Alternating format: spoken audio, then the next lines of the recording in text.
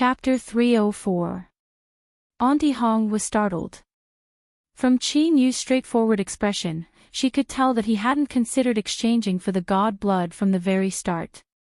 The reason he mentioned it was only to probe her. It was clear that he was satisfied with her answer. This bow was to thank her for what happened in the past and also to express his apology for probing her today. Looking at her complexion, he knew she had already thought of this.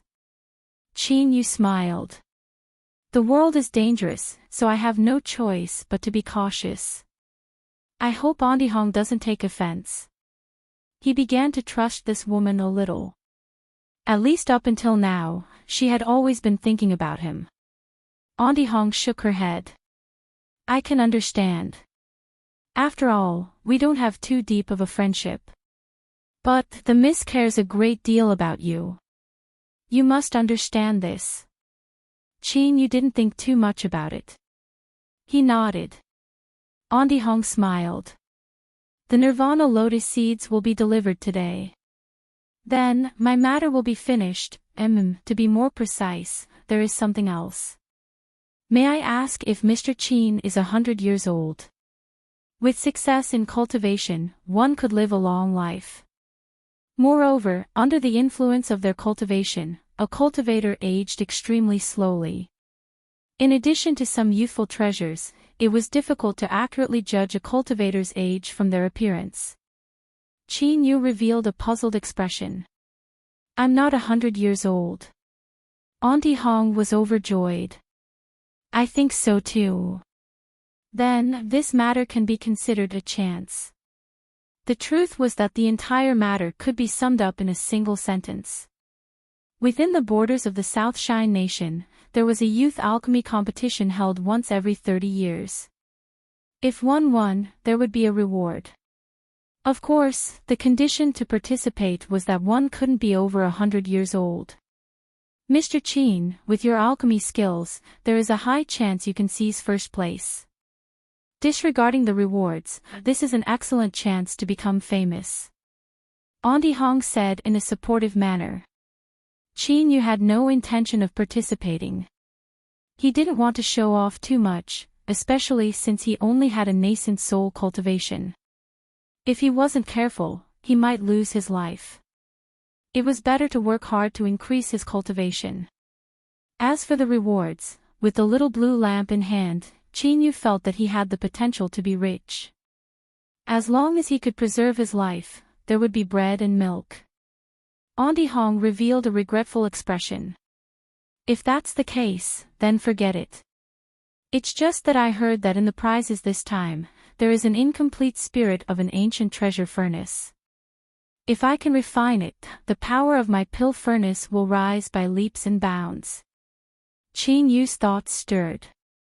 This was because at this moment, he could feel strange fluctuations coming from the fleeting flame furnace in his storage ring. His complexion didn't change. He casually said, I wonder what sort of treasure furnace it is.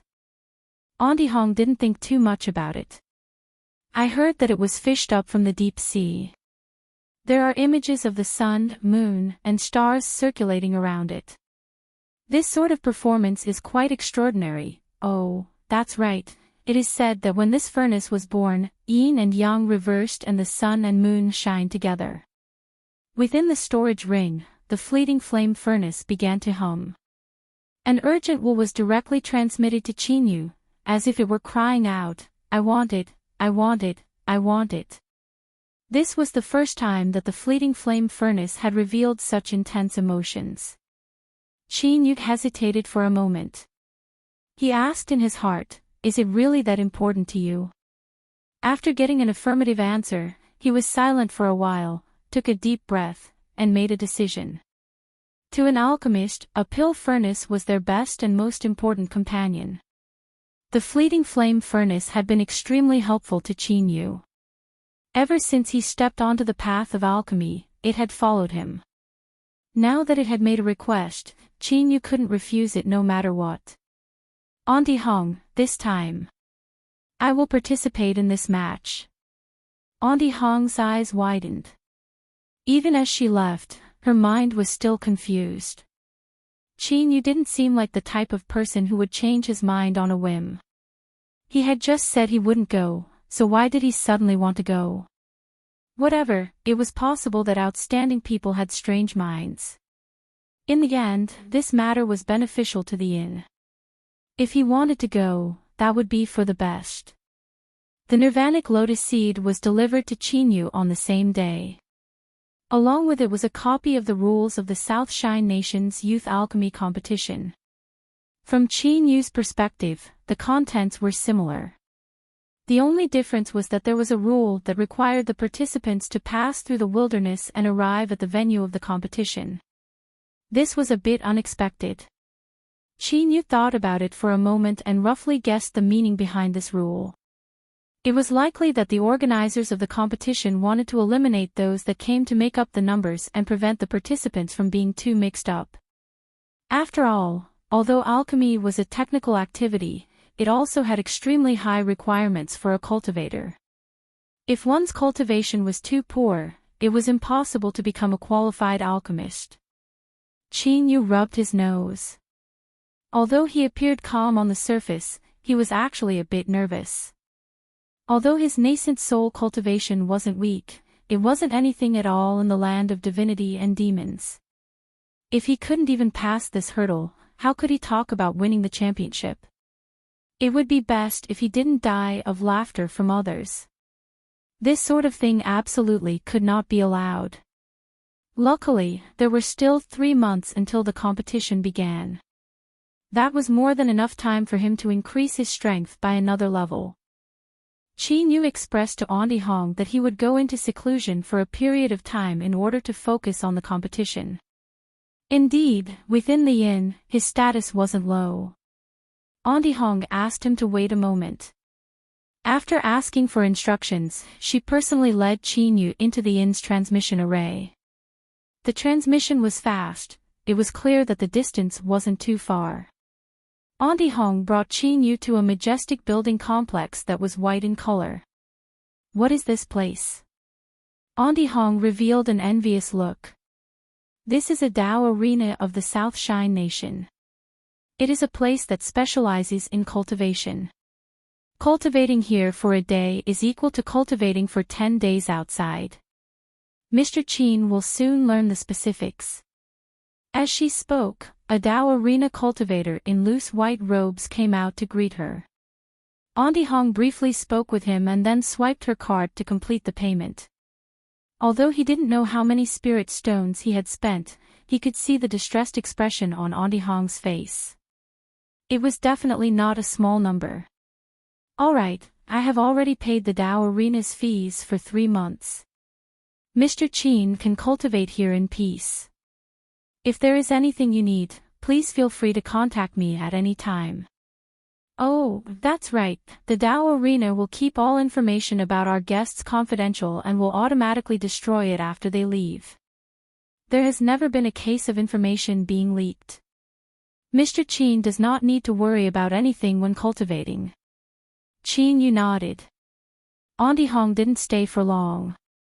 After leaving some instructions, she bid her farewells and left. The Dao Arena cultivator lightly said, "Guest, please follow me." They entered the elevator and descended all the way down. Looking at the sign, they stopped at the 20th level underground. The Dao Arena cultivator brought Qin Yu to a white door. This is the guest's exclusive cultivation area. Without the guest's permission, no one can come here. I wish you a happy cultivation. As the Dao Arena cultivator spoke, he handed a white card to Qin Yu and cupped his hands across his chest before leaving. When he rode the elevator just now, Qin Yu had seen the Dao Arena cultivator use it. He imitated the white door in front of him and swiped his card across the black crystal. The door opened with it. As he stepped in, Qin Yu's complexion changed, revealing a look of shock. There was no difference between the outside world and the outside world, but the density of heaven and earth's spiritual strength in the air had risen by 10 times. The rich heaven and earth spiritual strength made it seem as if every breath he took could make his magic power stronger. Of course, this was only an illusion. But it was enough to show just how amazing the cultivation environment here was. No wonder Auntie Hong said that cultivating here for a day was equal to cultivating for 10 days outside. It was just that, Qin Yu was silent for a long time. He bitterly smiled. For him to cultivate to this day, he had never relied on heaven and earth's spiritual strength. To others, such a good cultivation environment was an unimaginable good fortune. But to Qin Yu, it was simply a waste. However, this was clearly the inn's good intentions. It was impossible for Qin Yu to tell them that his talent was horrifyingly bad and that he wasn't worthy of such a good place, so they should hurry up and return it. He shook his head, suppressing the helplessness in his heart. Qin Yu looked around. The door didn't seem large, but the space inside wasn't small at all. There were also many strange things that Qin Yu didn't know what they were. Perhaps sensing the doubt on Zhang Xian's face, there was a flash of light, and a corporeal image of a young lady appeared before him. She had the appearance of a 17 to 18-year-old girl. She had a light expression and said, "Welcome guest to the Dao Arena. I am your guide. If you are already familiar with how to use all the equipment, please press 1. Otherwise, please press 2. A number key appeared in front of Qin Yu. Of course, he didn't say anything. He directly pressed 2. The guide nodded. Guest, how do you do? Since this is your first time visiting the Dao Arena, I will give you a detailed introduction to the supporting facilities of the 20th floor as well as how to use them. Please follow me. An hour later, the guide vanished into thin air. By now, Qin Yu knew the names of all the equipment in this space as well as their uses. He couldn't help but sigh inwardly. The cultivators of the land of divinity and demons really knew how to play around. His previous idea that there was only 10 times the heaven and earth spiritual strength here was even more wrong. For instance, the pitch-black stone floor in front of him was called the gravity chamber. It could change the gravity of the earth and increase the burden on a cultivator, tempering one's magic power and increasing the strength of the mortal body. It also had a considerable effect on increasing one's speed. There was also the floating area with countless white translucent spheres. This was called the Divine Sense Kingdom. Its function was the same as its name. It could help a cultivator improve their control over their divine sense and increase the strength of their divine sense. There was also the battle room. According to a cultivator's aura, it could create an opponent that was exactly the same as the cultivator. Only by defeating themselves could they truly understand their own flaws. There were many more. But at this time, what interested Qin Yu the most was the common-looking silver-white column in front of him. It was around 1/2 meter in diameter and 3 meters tall. Its surface was soft to the touch, even giving off an extremely delicate feeling. Its name was quite lofty. It was called the All-Type Precise Strength Assessment Tester. In simpler terms, it could test the cultivation level of the person who attacked. Qin Yu's eyes brightened. Although there weren't any differences in cultivation levels in the land of divinity and demons, the specific division of strength was different. In addition, after he seized the king beast's spirit spring in the wilderness, he wasn't sure exactly what his cultivation was. He might as well give it a try and see just what level he belonged to in the land of divinity and demons. Standing in front of the column, Qin Yu shouted out loud and punched out. Bang! Chapter 305. The land of divinity and demons had an extremely detailed division of cultivators' cultivation. For instance, a nascent soul cultivator could erupt with the strength of 1,000 horses. Of course, these horses weren't ordinary horses, but black iron wildebeests that had the bloodline of monster beasts. Each one had the strength of 100,000 catties. A combat strength of 296 horses, according to the strength of 1,000 horses, could barely be considered a third-level nascent soul. However, what the hell was that comment at the end? Qin Yu was already speechless. He shook his head, a sharp light flashing in his eyes. In this punch, he had only erupted with the strength of a nascent soul. He never thought that after absorbing the power of the wild spirit spring, his cultivation would nearly reach the third level of nascent soul. But in his Dantian Sea, there was more than one nascent soul. Moreover, with the 5 elements as one, it wasn't as simple as the strength of 5 nascent souls added together. Bang! Qin Yu punched out a second time. The 5-element nascent souls lit up at the same time, erupting with endless divine light. They linked together and circulated, forming a dazzling halo of light. The metal column emitted an even louder cry. Light wildly circulated on the column of light. Combat strength, 3,480 horses, the strength of 3 flood dragons. A slightly famous bandit king, able to obtain a certain degree of fame in a place with few people. A nascent soul's highest combat strength was 1,000 horses. Surpassing that was the same as reaching the divine soul level of combat strength. But this was clearly the weakest divine soul combat strength. This was because even the most ordinary divine soul cultivator could have the strength of 10 flood dragons once they stabilized their boundary. Qin Yu's lips curled up in a smile. Although he was much weaker than the weakest divine soul cultivator, he had still stepped into the divine soul realm and could easily roll over any nascent soul. Moreover, he still had cards in his hand that he hadn't used yet. His thoughts stirred. 5-colored divine light flowed between his fingers, forming the 5-element swords. 5-element sword array. Bang! The metal column shined with a light as rich as the sun. The number that hadn't yet dissipated began to crazily rise. Combat strength, 13,976 horses, the strength of 13 flood dragons. Outstanding bandit king. This comment was short and concise. Qin Yu's lips twitched. The 5-element sword array was the strongest strength he could erupt with.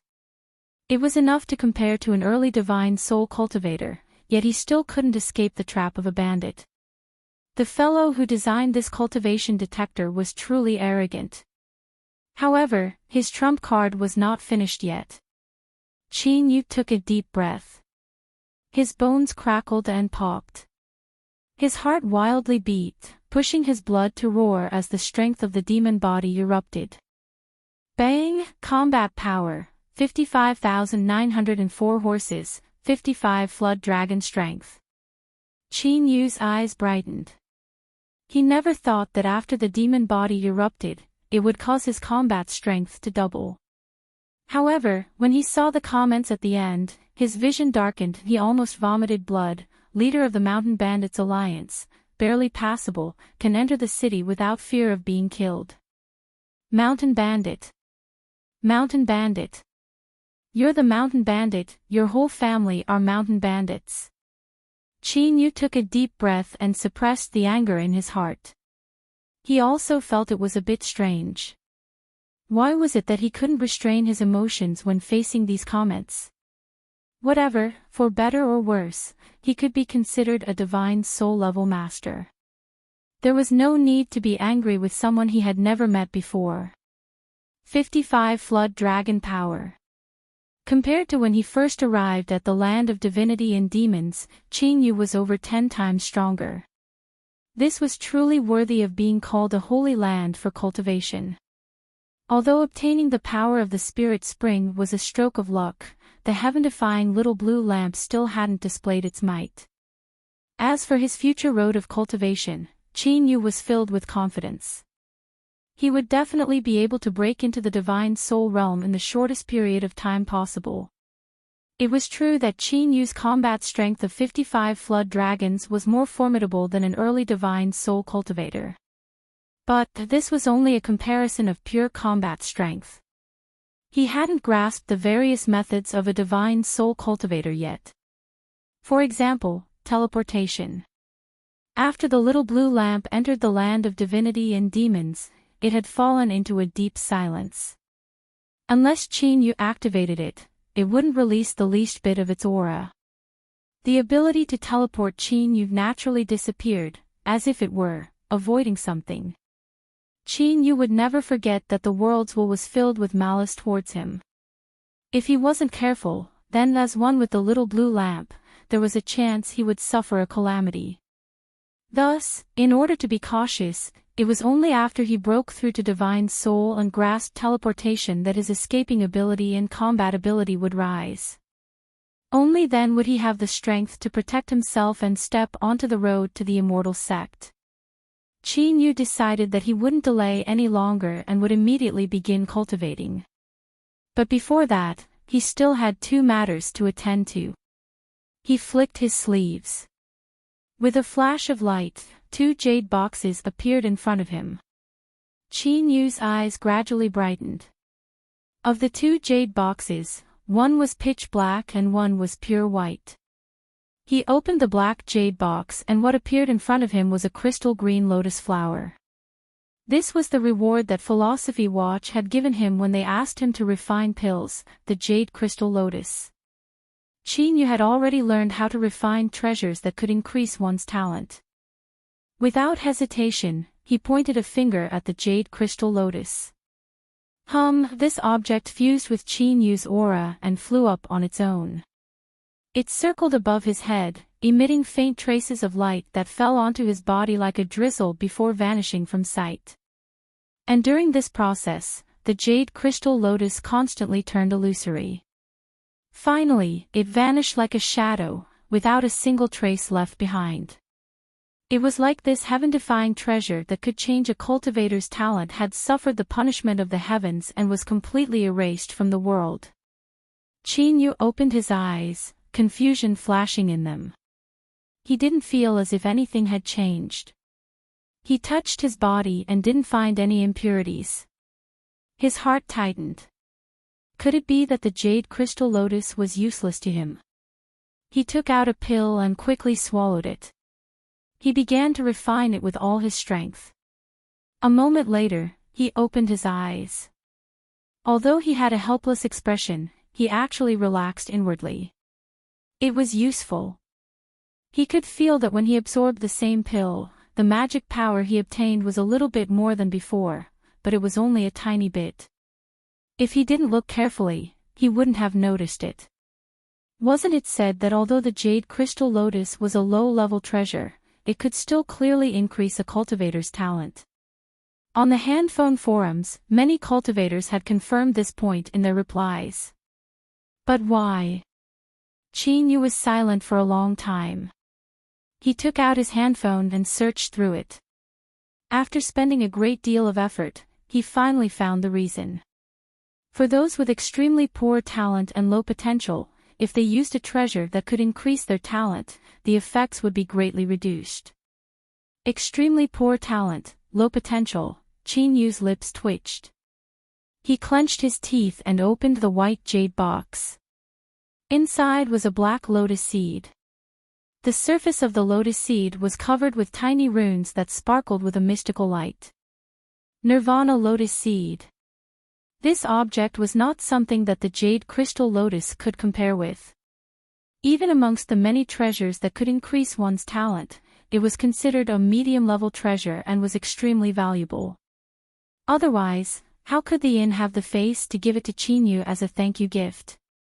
The process of refining the Nirvana lotus seed wasn't any different from that of the jade crystal lotus.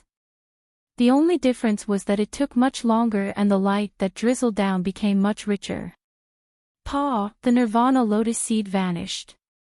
Qin Yu took out a pill.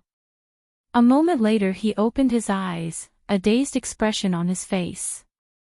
He had finally determined that he was that kind of person. To Qin Yu, this was no small blow. He admitted that his talent was poor, so he wholeheartedly wanted to increase it. But you actually blocked most of this road for him. Aren't you being too much of a bully? For example, if others needed 2 Nirvana lotus seeds to increase their talent by 1 level, Qin Yu would need at least 10 or even more. After a long time, he reluctantly accepted this reality. he comforted himself by saying that he still had the little blue lamp. He sourly thought that if he had a chance in the future, he would obtain a batch of heavenly materials that could increase one's talent and cultivate them himself. At that time, he would eat them and throw them away, cooking soup for the first meal and braising them for the next. Of course, this was nothing but the ravings of an idiot. Every heavenly material that could increase one's talent was naturally formed by the world and was a product that existed outside of the rules. It was impossible for humans to cultivate them. It was because of this that they were rare and incomparably precious. After a short rest, Chin-yu turned his grief and indignation into strength. He began to cultivate with all his might. The pills he had accumulated in his storage ring were swallowed into his stomach, turning into billowing medicinal efficacy that erupted. Sun Moon Pill, Overwhelming Pill, Mountain River Pill, Essence Chin Pill, Soul Recovery Pill, Tiger Subduing Pill, Dragon Essence Pill, Magic Power Enhancing, Soul Strengthening, Mortal Body Strengthening, all sorts of pills were freely available. At this time, Chin-yu could be called extremely wealthy. Even in the land of divinity and demons, some core disciples of large sects wouldn't be able to cultivate so extravagantly when they were at the nascent soul realm. Occasionally when he was resting, Chin-yu would open his furnace and refine pills. Currently, the materials for refining nascent soul realm pills in his storage ring had nearly piled up into a small mountain. As for the spirit stones he needed to purchase them, that was naturally the reward money he had won when he had a sudden inspiration. An investment of 230,000 spirit stones had turned into nearly 6 million in just a few days. This was a heaven-defying return. Even though Chin-yu had always been wealthy, he was still shaken by this amount of wealth. From time to time, he would laugh foolishly for 2 days before regaining his composure. With these spirit stones in addition to Chin-yu's current status in the inn, he was able to purchase materials at a discount. A mountain of materials only cost 1 million spirit stones. Chin-yu was open-minded. Spirit stones were good things, but the most important thing for a cultivator was their own cultivation. When it was time to spend them, he naturally couldn't feel heartache. Refining pills, swallowing pills, this was a cycle. After a long time, his body and mind would eventually grow tired. Thus, Chin-yu began to use the other equipment in the Tao arena to relax. But soon, he discovered that these equipment weren't just decorations. They soon became a regular activity that he had to do every 2 days. For instance, at this time, Chin-yu was dripping sweat in the gravitational space. Every muscle in his body was stretched taut, making him look like the most perfect sculpture. Between his flesh and blood, traces of numbness spread out. But, he could feel that every inch of his flesh and blood was constantly strengthening at an astonishing speed. An hour later, Chin-yu gasped for breath. He walked out of the gravitational space and sat cross-legged outside the divine sense kingdom. With a thought, his divine sense broke out from his body. Voila, the translucent spheres that covered nearly the entire space began to shake as if they had been activated. Chin-yu was calm at first, but as time passed, his body would shake from time to time. He would grimace in pain as if he were suffering from epilepsy. This was the terrifying aspect of the divine sense kingdom. Those translucent spheres would begin to shake as soon as one's divine sense entered. If one couldn't dodge in time and their divine sense was struck, they would suffer a horrifying pain that seeped into their marrow. Moreover, what was most abnormal was that the speed at which these spheres shook would constantly increase as time passed. Luckily, this sort of pain was only on the simple level of consciousness and didn't cause any real damage to a cultivator's divine sense. Otherwise, Chin-yu would have run as far away as he could. After experiencing the double torment of his body and divine sense, Chin-yu was finally exhausted. He swallowed down a pill and closed his eyes to refine it. In this sort of exhausted state, the mortal body would develop an intense desire for external energy. Whether it was refining speed or the amount of energy absorbed, it would all increase. This could be considered a small comfort in Qin Yu's suffering. 2 hours later, Qin Yu's eyes flashed open. A divine light flashed within them and he stood up, stepping into the combat room. A burst of light fell down, covering Qin Yu within. Shua, in an environment similar to an arena, Qin Yu's figure appeared. Then, across from him, a person that looked exactly the same as him appeared. Their gazes collided. There was no need for any words to be exchanged, they began to brutally slaughter each other. Qin Yu knew that he was real, but the puppet that he had created also seemed to think that he was real.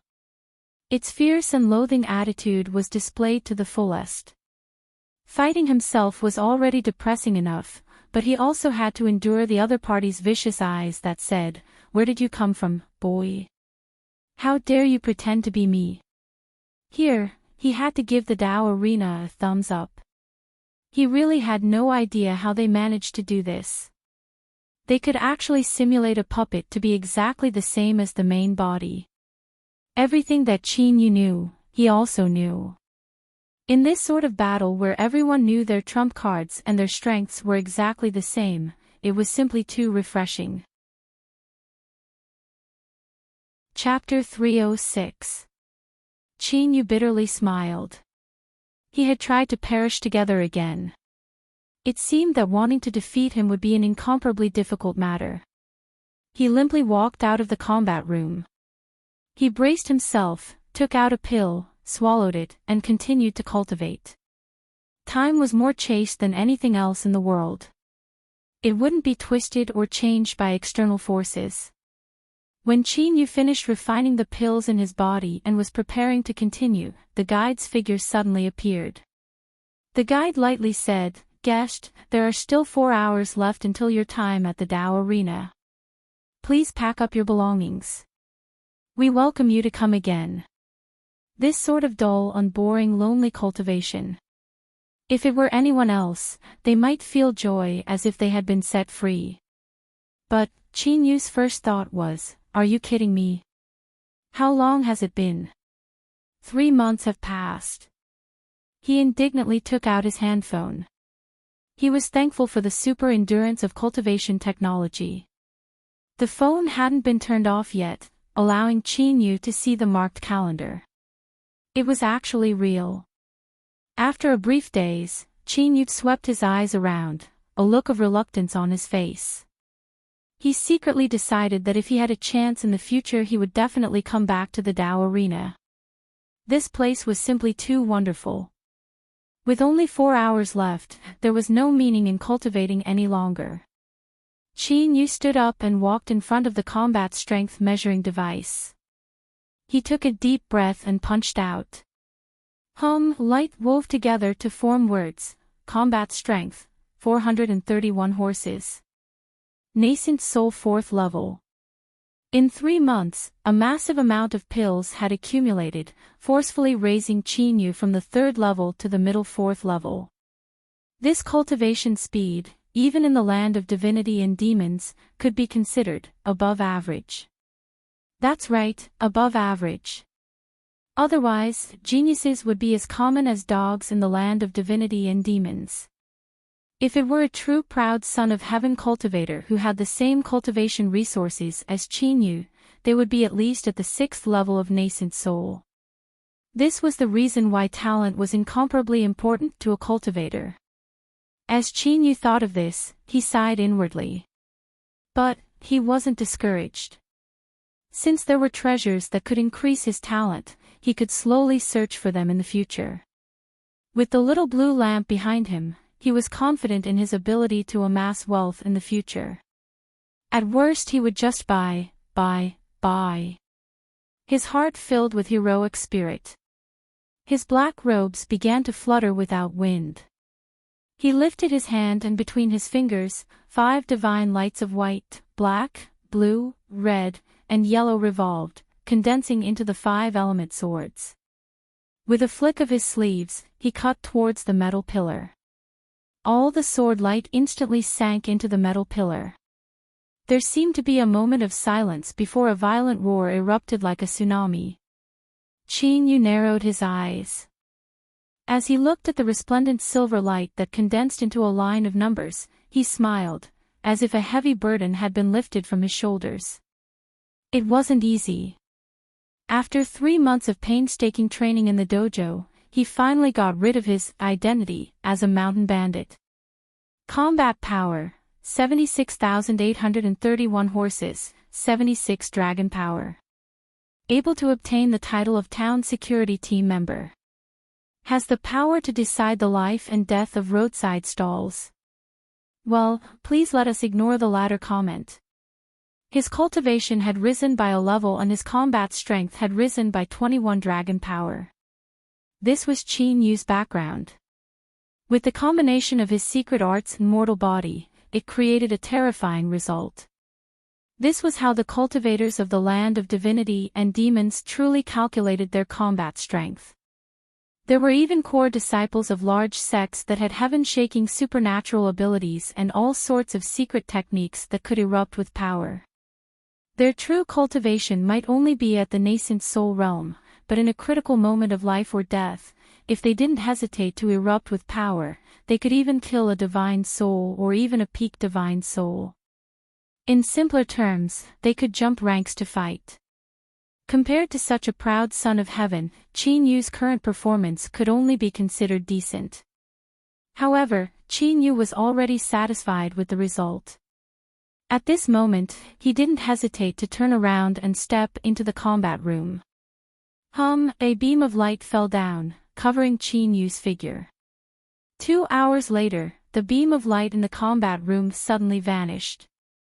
The guide's figure appeared and bowed. Guest, congratulations on completing the self-defeating adventure. You are ranked 9th in history. According to the rules, you may leave behind your name for future cultivators to look up to. As he spoke, the phantom of a giant stone tablet appeared in the combat room.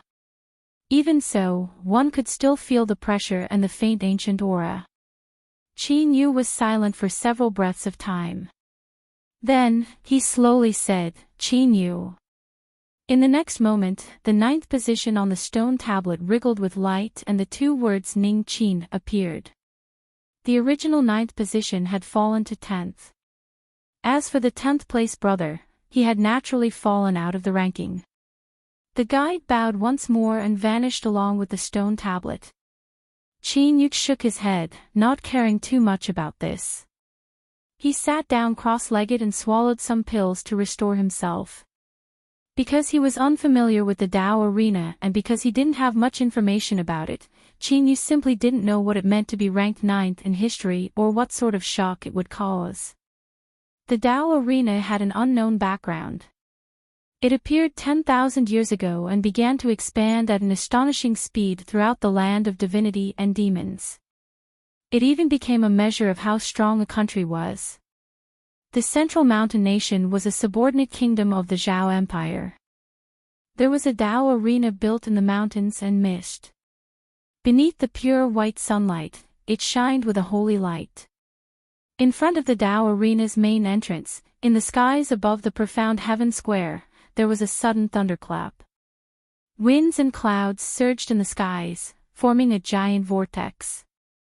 The phantom of a stone tablet slowly appeared and an incomparably dignified voice echoed out from deep within the vortex, as if the heavens and earth were speaking. The 9th place on the ancient perishment decree has changed. His name is Qin Yu.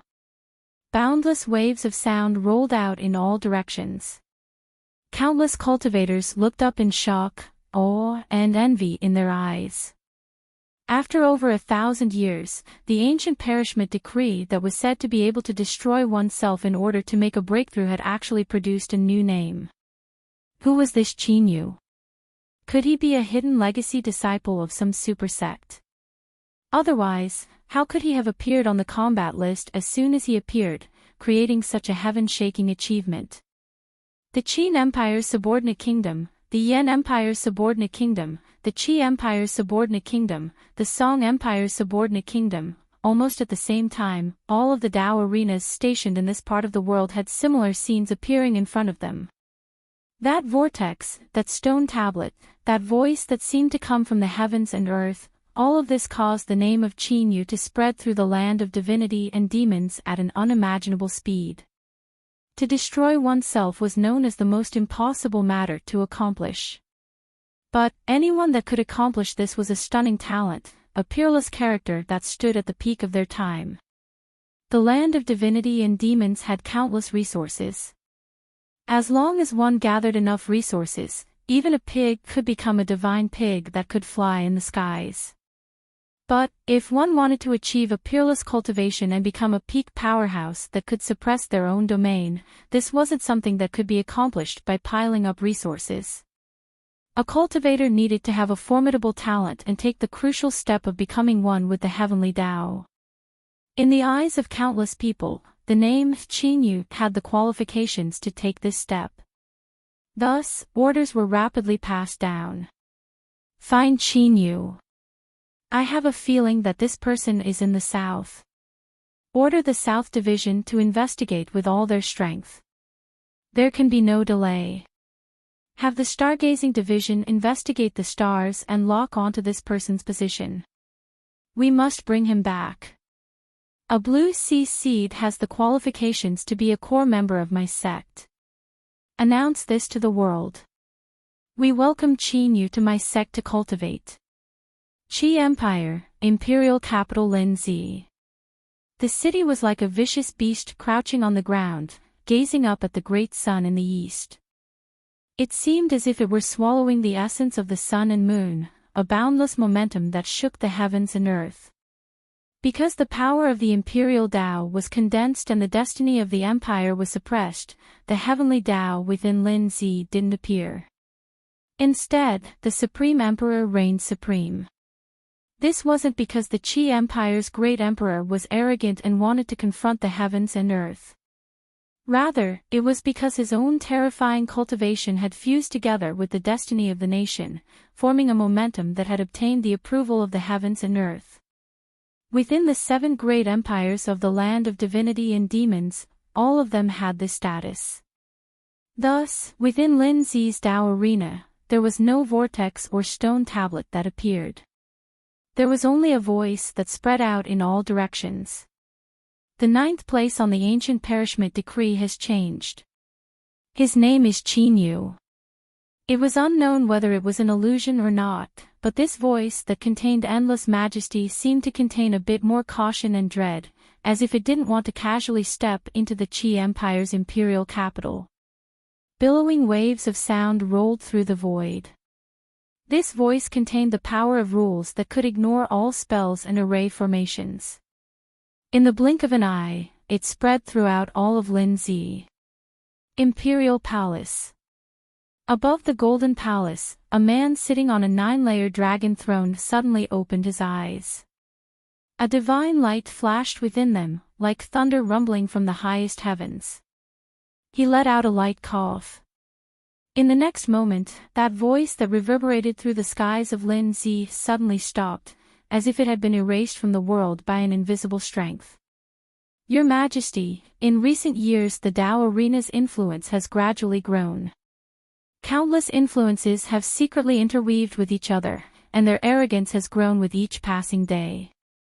Do you need me to step forward to break their momentum and suppress their destiny? Beneath the Golden Palace, a black-armored general stepped forward and bowed. His aura pulsed, causing space to collapse and countless tiny cracks to appear. The Qi Emperor lightly said, "Behind the Tao arena, there is an almighty being presiding over it. There is no need to pay attention to it for now. I will personally seek an explanation for this matter. Qing Yan, I have recently sensed that the infinite realm is about to open. Pass down a decree to my Qi Empire's great sects and imperial juniors. Select the most outstanding ones and prepare to step into the infinite realm and obtain their own good fortune." Not too far away from the Golden Palace, in a vast palace complex, a woman cultivating in a training room had unknowingly begun to cry. Across from her, another beautiful female cultivator was awakened. Her complexion changed as she saw this. "Senior Apprentice Sister Ning, what is it?" Ning Ling shook her head. She wiped away her tears and said, "I'm fine." The beautiful female cultivator's eyes turned. It was clear that her senior apprentice sister Ning didn't want to speak too much. She nodded and smartly didn't ask any further. Ning Ling's eyes drooped down, covering up all her emotions. Countless thoughts tumbled through her mind before she finally sighed. In such a short period of time, she didn't believe that Qin Yu had the chance to step into the land of divinity and demons. Taking a step back, even if he really did enter the land of divinity and demons, how could he possibly be ranked 9th on the Dao Arena's ancient perishment decree? The Dao Arena's ancient perishment decree was a domain that several proud senior apprentice brothers of the immortal sect had painstakingly chased after, but none of them had been able to step into it. It was just that they shared the same name. Ning Ling took a deep breath to suppress her tumbling emotions. Her mind returned to tranquility and her aura suddenly changed. She was like an exiled immortal that couldn't be offended, noble and untouchable. The cultivation methods of the immortal sect paid particular attention to severing one's emotions and desires, to have no desires or desires. This was in line with the cultivation methods of the immortal Dao, allowing one's cultivation to rapidly rise. The female cultivator across from her revealed a look of deep envy. No wonder senior apprentice sister Ning, who came from the land of exiles, was able to obtain the favor of the elders of the sect in such a short period of time. Her talent was just as the rumors said, she was a strong competitor for the position of saintess. Chapter 307. When time ran out, the Dao Arena cultivator who had brought Qin Yu in opened the door to receive him. However, he was clearly a bit absent-minded today. His face was flushed red with excitement and envy. Qin Yu didn't know what had happened and he certainly didn't have much interest in it. In order to eliminate the puppet in the battle room, he had nearly used up everything he had and he still hadn't recovered. His face was pale and he looked as if he were lacking blood vitality. He entered the stairs and silently walked up. After opening it, he returned to where he came from. Auntie Hong was waiting outside. Qin Yu waved a hand in greeting.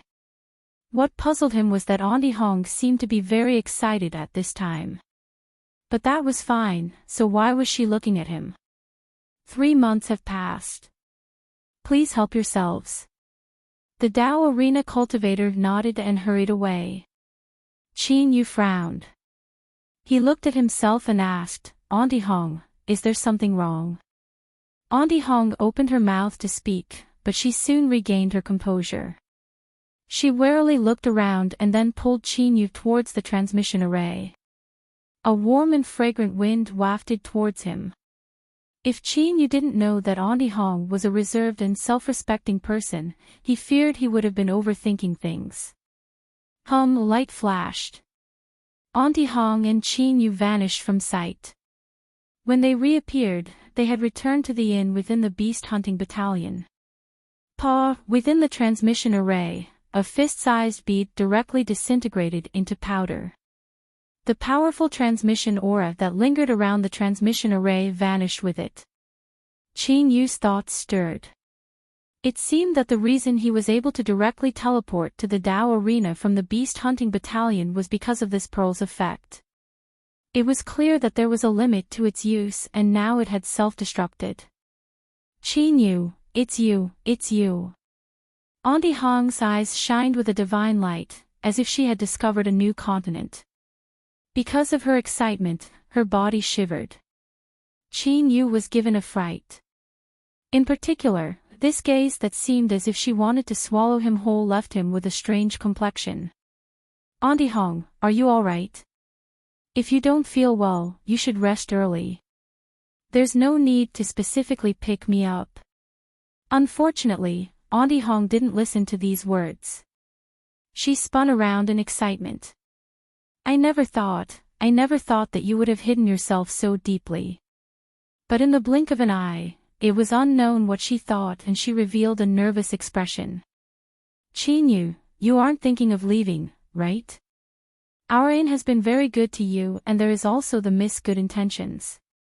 You cannot be too heartless. What was going on? Qin Yu was confused. Moreover, what the hell was the Miss's intentions? He bitterly smiled. Auntie Hong, I have no idea what you are talking about. Auntie Hong revealed a suspicious expression. You really don't know? Seeing him seriously nod, she frowned and said, besides you, who else is called Qin Yu? I don't believe there is such a coincidence. Mr. Qin, tell me honestly, did you defeat the puppet in the combat room in the Daoist dojo? Qin Yu thought back to the stone tablet that had appeared with the guide. But wasn't this something that only he had witnessed? How did Auntie Hong know? Qin Yu began to feel that things weren't as simple as he thought. He hesitated for a moment and then nodded. That's right. Auntie Hong let out a long breath. I knew it was you. She blinked. Don't you know what this means? Qin Yu nodded honestly. Auntie Hong revealed a hesitant expression. After thinking for a long time, she clenched her teeth and said, it's fine. If I hide this matter from you, I fear that once you learn of it in the future, you will definitely be dissatisfied. She looked at Qin Yu. In the Dao Arena's combat room, anyone that can defeat themselves is extremely rare and precious. You should be well aware of how difficult it is. During this process, those that perform extremely well will be ranked on the Ancient Perishment Decree. And this Ancient Perishment Decree has another name, the Ancient Perishment Decree. The so-called perishment refers to the destruction of oneself and the rebirth from that destruction. As long as a cultivator can step onto the Ancient Perishment Decree, they are all unparalleled geniuses of their generation. Every time the decree changes, news of it will inevitably spread throughout the world. She took out her handphone and tapped the screen several times. Soon, she placed a video in front of Qin Yu. Although the image was a bit shaky, the vortex in the skies, the stone tablet within the vortex, and the booming voice could still be clearly seen and heard. Qin Yu was stunned. He quickly scrolled down the video. The comment section below the video was filled with all sorts of envy, jealousy, hate, worship, and flattery, nearly blinding his eyes. He was in a daze for a long time before he gradually realized that he seemed to have quietly done something incredible. The Ancient Perishment Decree has changed. In the land of divinity and demons, another peerless proud son of heaven is rising. Anyone that can find Qin Yu is the same as finding a future Blue Sea Realm Supreme Elder. Qin Yu has accumulated enough strength to amaze the world with a single brilliant feat. His talent and potential are unfathomable. All sorts of praises flooded the network. On the social media accounts of the various sects and families, many of them expressed their hopes that Qin Yu would come to them to cultivate. The treatment they gave him was so good that it was enough to turn the cultivators in the comment section into red-eyed rabbits. As Qin Yu saw this, he couldn't help but bitterly smile. The example of the Yu family was right in front of him. If he really went there, then he feared that these influences that wanted to dig him up at all costs would immediately throw him into the abyss. Perhaps in order to save face, they might even kill him to silence him. Auntie Hong had a nervous expression. She was afraid that she would see any bad signs from Qin Yu's face. After all, with his current status, if he wanted to leave, there were countless powerful influences that would welcome him with open arms. In comparison, although the inn wasn't weak, it didn't have the slightest bit of core competitiveness. And most importantly, the relationship between Qin Yu and the inn could only be considered a cooperative one.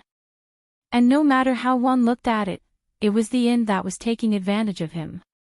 If he really wanted to leave, there was nothing the inn could do. It was because of this that she had panicked and blurted out the matter of the miss. But Qin Yu's current complexion wasn't normal at all. After the initial shock, he was calm and even a bit helpless. Could it be that he didn't want to reveal too much of his fame? How was that possible? This was the ancient perishment decree. As long as Qin Yu wanted to, he could transform it into a great killing tool that would help him pave his future road of cultivation. Cough cough, Qin Yu, what is it? Qin Yu took a deep breath, his expression earnest. Auntie Hong, I hope that you can keep this matter a secret for me. He paused and then bluntly said, that Qin Yu on the ancient perishment decree has nothing to do with me. If I say this, can you understand? What nonsense. If news of this were to spread out, that would be a major matter. All sorts of storms would gather in the blink of an eye. And most importantly, Qin Yu simply didn't have the talent that was touted on the internet. At that time, he would inevitably stir up a great storm and even bring about a fatal disaster. For instance, the Southern Overwatch Pass Yu family. They would absolutely kick Qin Yu while he was down and kill him in order to avoid any future retaliation.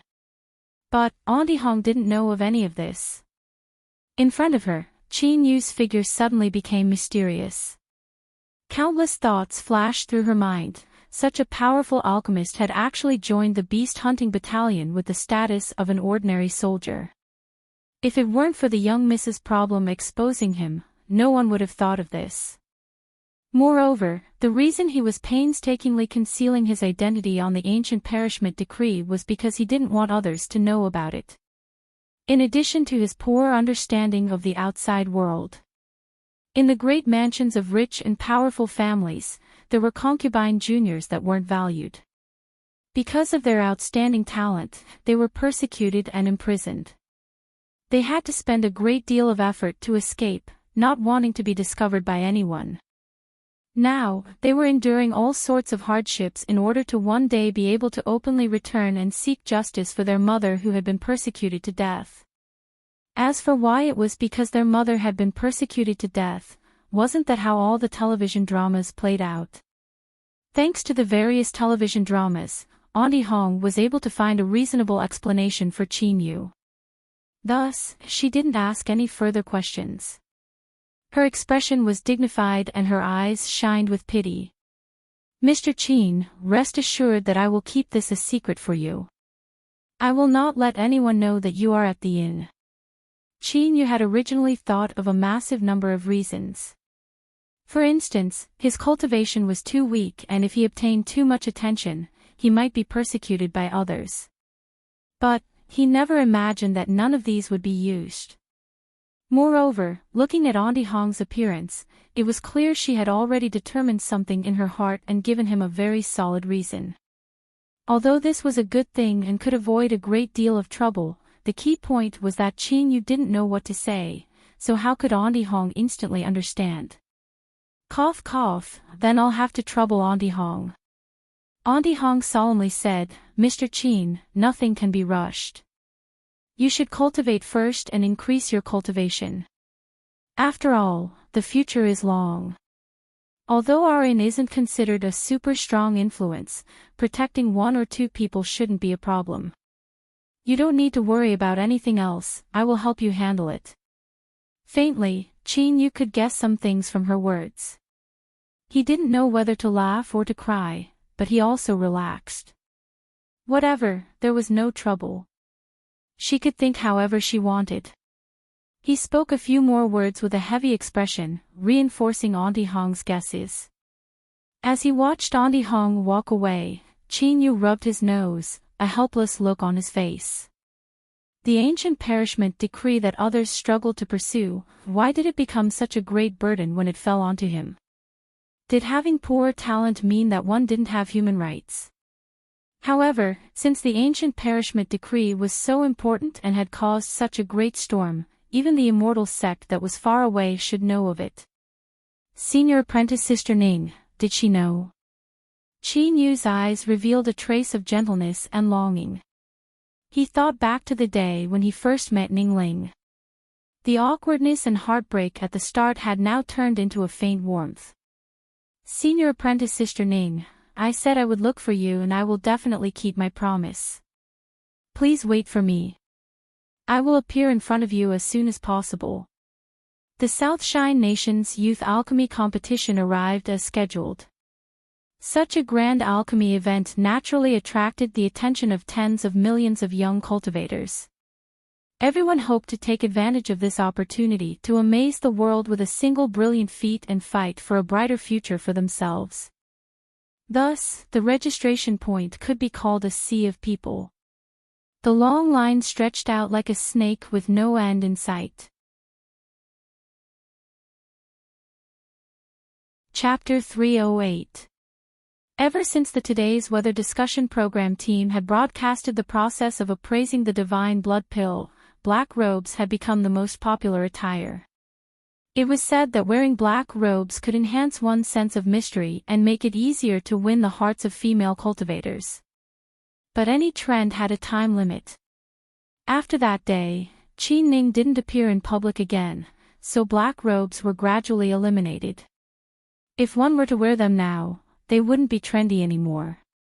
They could only be considered to be copying others' ideas. It was no wonder that in the line next to him, there were several men wearing the latest tight-fitting clothes that found Qin Yu displeasing to the eye. Of course, the most important reason was that Qin Yu had somehow managed to run into some dog shit luck. His clothes had actually managed to attract the favor of a petite and cute female cultivator from the neighboring team. She had a cute and chubby face, and she had been chattering away with him the entire time. This caused several men who had a favorable impression of her to feel sour in their hearts as they scowled at her. Qin Yu was helpless. As someone who didn't like trouble, he had already displayed a sufficiently cold and indifferent attitude. But who knew that this little girl didn't seem to notice anything at all and continued to be so enthusiastic? There was nothing he could do about it. He could only respond to this little girl's strange questions and resolutely refuse her request to see his true appearance. Unfortunately, Qin Yu's cold attitude wasn't able to force this little girl away. Rather, it caused the surrounding men to dislike him even more. A beauty that they didn't have a chance to curry favor with was so interested in him, and yet he still dared to act so arrogantly. Was he trying to show off to them? Naturally, their gazes became even more hostile. After waiting for a long time, it was finally their turn. Once they paid the security deposit, they could leave. The security deposit was one of the more interesting things in the youth alchemy competition. It was used to prevent cheating, because once it was discovered, this security deposit of 30,000 spirit stones would be directly confiscated. Suddenly, a cry echoed in his ears. In the line next to him, the chattering and cute little female cultivator suddenly paled. "It's over, it's over. I took off my storage ring yesterday when I was bathing. I actually forgot to bring it." She anxiously looked at the South Shine Nation official behind the long table. Although the middle-aged man enjoyed her gaze, 30,000 spirit stones wasn't a small number. He could only harden his heart and say, all participating cultivators must pay a security deposit. This is the rule. Today is the only registration day. If you miss it, you won't be able to participate again. If you don't have spirit stones with you, you can borrow some from a friend. Ah, how could I forget? The cute little female cultivator took out her handphone. The cute cartoon rabbit phone case really did match her style. Her slender and dexterous fingers tapped on the screen a few times before she suddenly stopped, a sad look on her face. I almost forgot that he ran away from home. How could he be so cowardly and admit defeat after just a few days? As for her friend, she naturally couldn't say anything. Otherwise, she would definitely be laughed at for doing such an embarrassing thing. She definitely couldn't lose face like this. Blinking her eyes, the young female cultivator turned around. Her pitiful eyes fell on Qin Yu. Why are you looking at me?" Qin Yu was puzzled. He lowered his head and pretended not to see anything. Unfortunately, this little girl clearly wouldn't let him off so easily. "Big brother, I didn't bring any spirit stones today. Can I lend you 30,000? I'll return it to you later." The several surrounding men who were just like peacocks suddenly widened their eyes. They gulped down mouthfuls of saliva, nearly choking themselves to death. 30,000 spirit stones, this was 30,000 spirit stones. How come she made it sound like it was only 3 or 5? She was just asking to lend it to him. Originally, all of them had been angry and envious that Qin Yu was favored by her. But now, all of them rejoiced. Luckily, the one she was looking for just now wasn't them. With so many people watching, if he refused her it would be too shameful. But if he didn't refuse? Little Mushroom, this is the first time we've met, so do you really expect me to obediently hand over 30,000 spirit stones to you? As those small eyes fell on Qin Yu, they revealed expressions as if they were watching a good show. Hee hee, what luck with women. It really isn't reliable at all. This is more like a calamity of love. I want to see just what you brat can do now. Even in the land of divinity and demons, 30,000 spirit stones was a considerable sum. It was enough to move the hearts of many people. Qin Yu furrowed his eyebrows. Just as he was about to refuse, he saw the clear eyes of the female cultivator across from him, revealing a bit of helplessness and hope. For some reason, this sort of gaze caused Qin Yu's heart to soften a little. The words that reached his mouth couldn't come out. After a moment of silence, he took out a card and said, "For you." The young female cultivator's eyes instantly erupted with a bright light. She took the card and repeatedly thanked him before handing it to the official behind the long table. The middle-aged man's eyes widened. He had a stunned expression on his face, as if saying, "I came from a small place, don't scare me." It was only when the young female cultivator knocked on the table that he regained his composure. Then, with a dazed expression, he helped her complete the registration procedures. With a swipe of his finger, the data was quickly transmitted back. 30,000 spirit stones had been deducted. This wasn't a joke, this really wasn't a joke. Holy shit, 30,000 spirit stones. Big brother, you gave it away without blinking. It wasn't just the middle-aged cultivator behind the long table, but the several young men waiting to see a joke were all left dumbfounded. How could he be so rich? Although all of them felt extreme disdain towards Qin Yu's foolish actions, if he could casually take out 30,000 spirit stones as if it wasn't a big deal, how could he be someone easy to deal with? They subconsciously restrained their gazes lest they invite disaster upon themselves. As for why they called him a foolish person? What nonsense! Who would take off their storage ring while bathing? Those things weren't afraid of being submerged in water, and even if they did take it off, would they forget to keep it on their person? Don't be naive. To a cultivator, a storage ring was as important as their life. If they could forget something like that, then they could fool a ghost. Big brother, thank you for your card. I, little Fong Fong, am a man of my word. I will definitely return it to you. She bounced over and returned the card to Qin Yu. But at this time, her handphone suddenly rang. She looked down at the Great Demon King's wildly laughing reminder on the screen and revealed a flustered expression. Ah, they'll find me soon. Big brother, I'll see you later. She turned and ran. In several breaths of time, she vanished from sight. She left just like that. The originally stunned crowd was stunned once more. As they looked at Qin Yu, they couldn't help but reveal a bit of pity. 30,000 spirit stones. He had thrown out this amount of money and yet he hadn't even been able to hold his hand, much less anything else. A loss, this was a massive loss, a loss that reached his grandma's house. Qin Yu's eyes revealed a bit of astonishment. This little girl said she would return the money, but he didn't even know her name from the start. In this vast sea of people, where would he go to find her? Could it be that he had really misjudged her?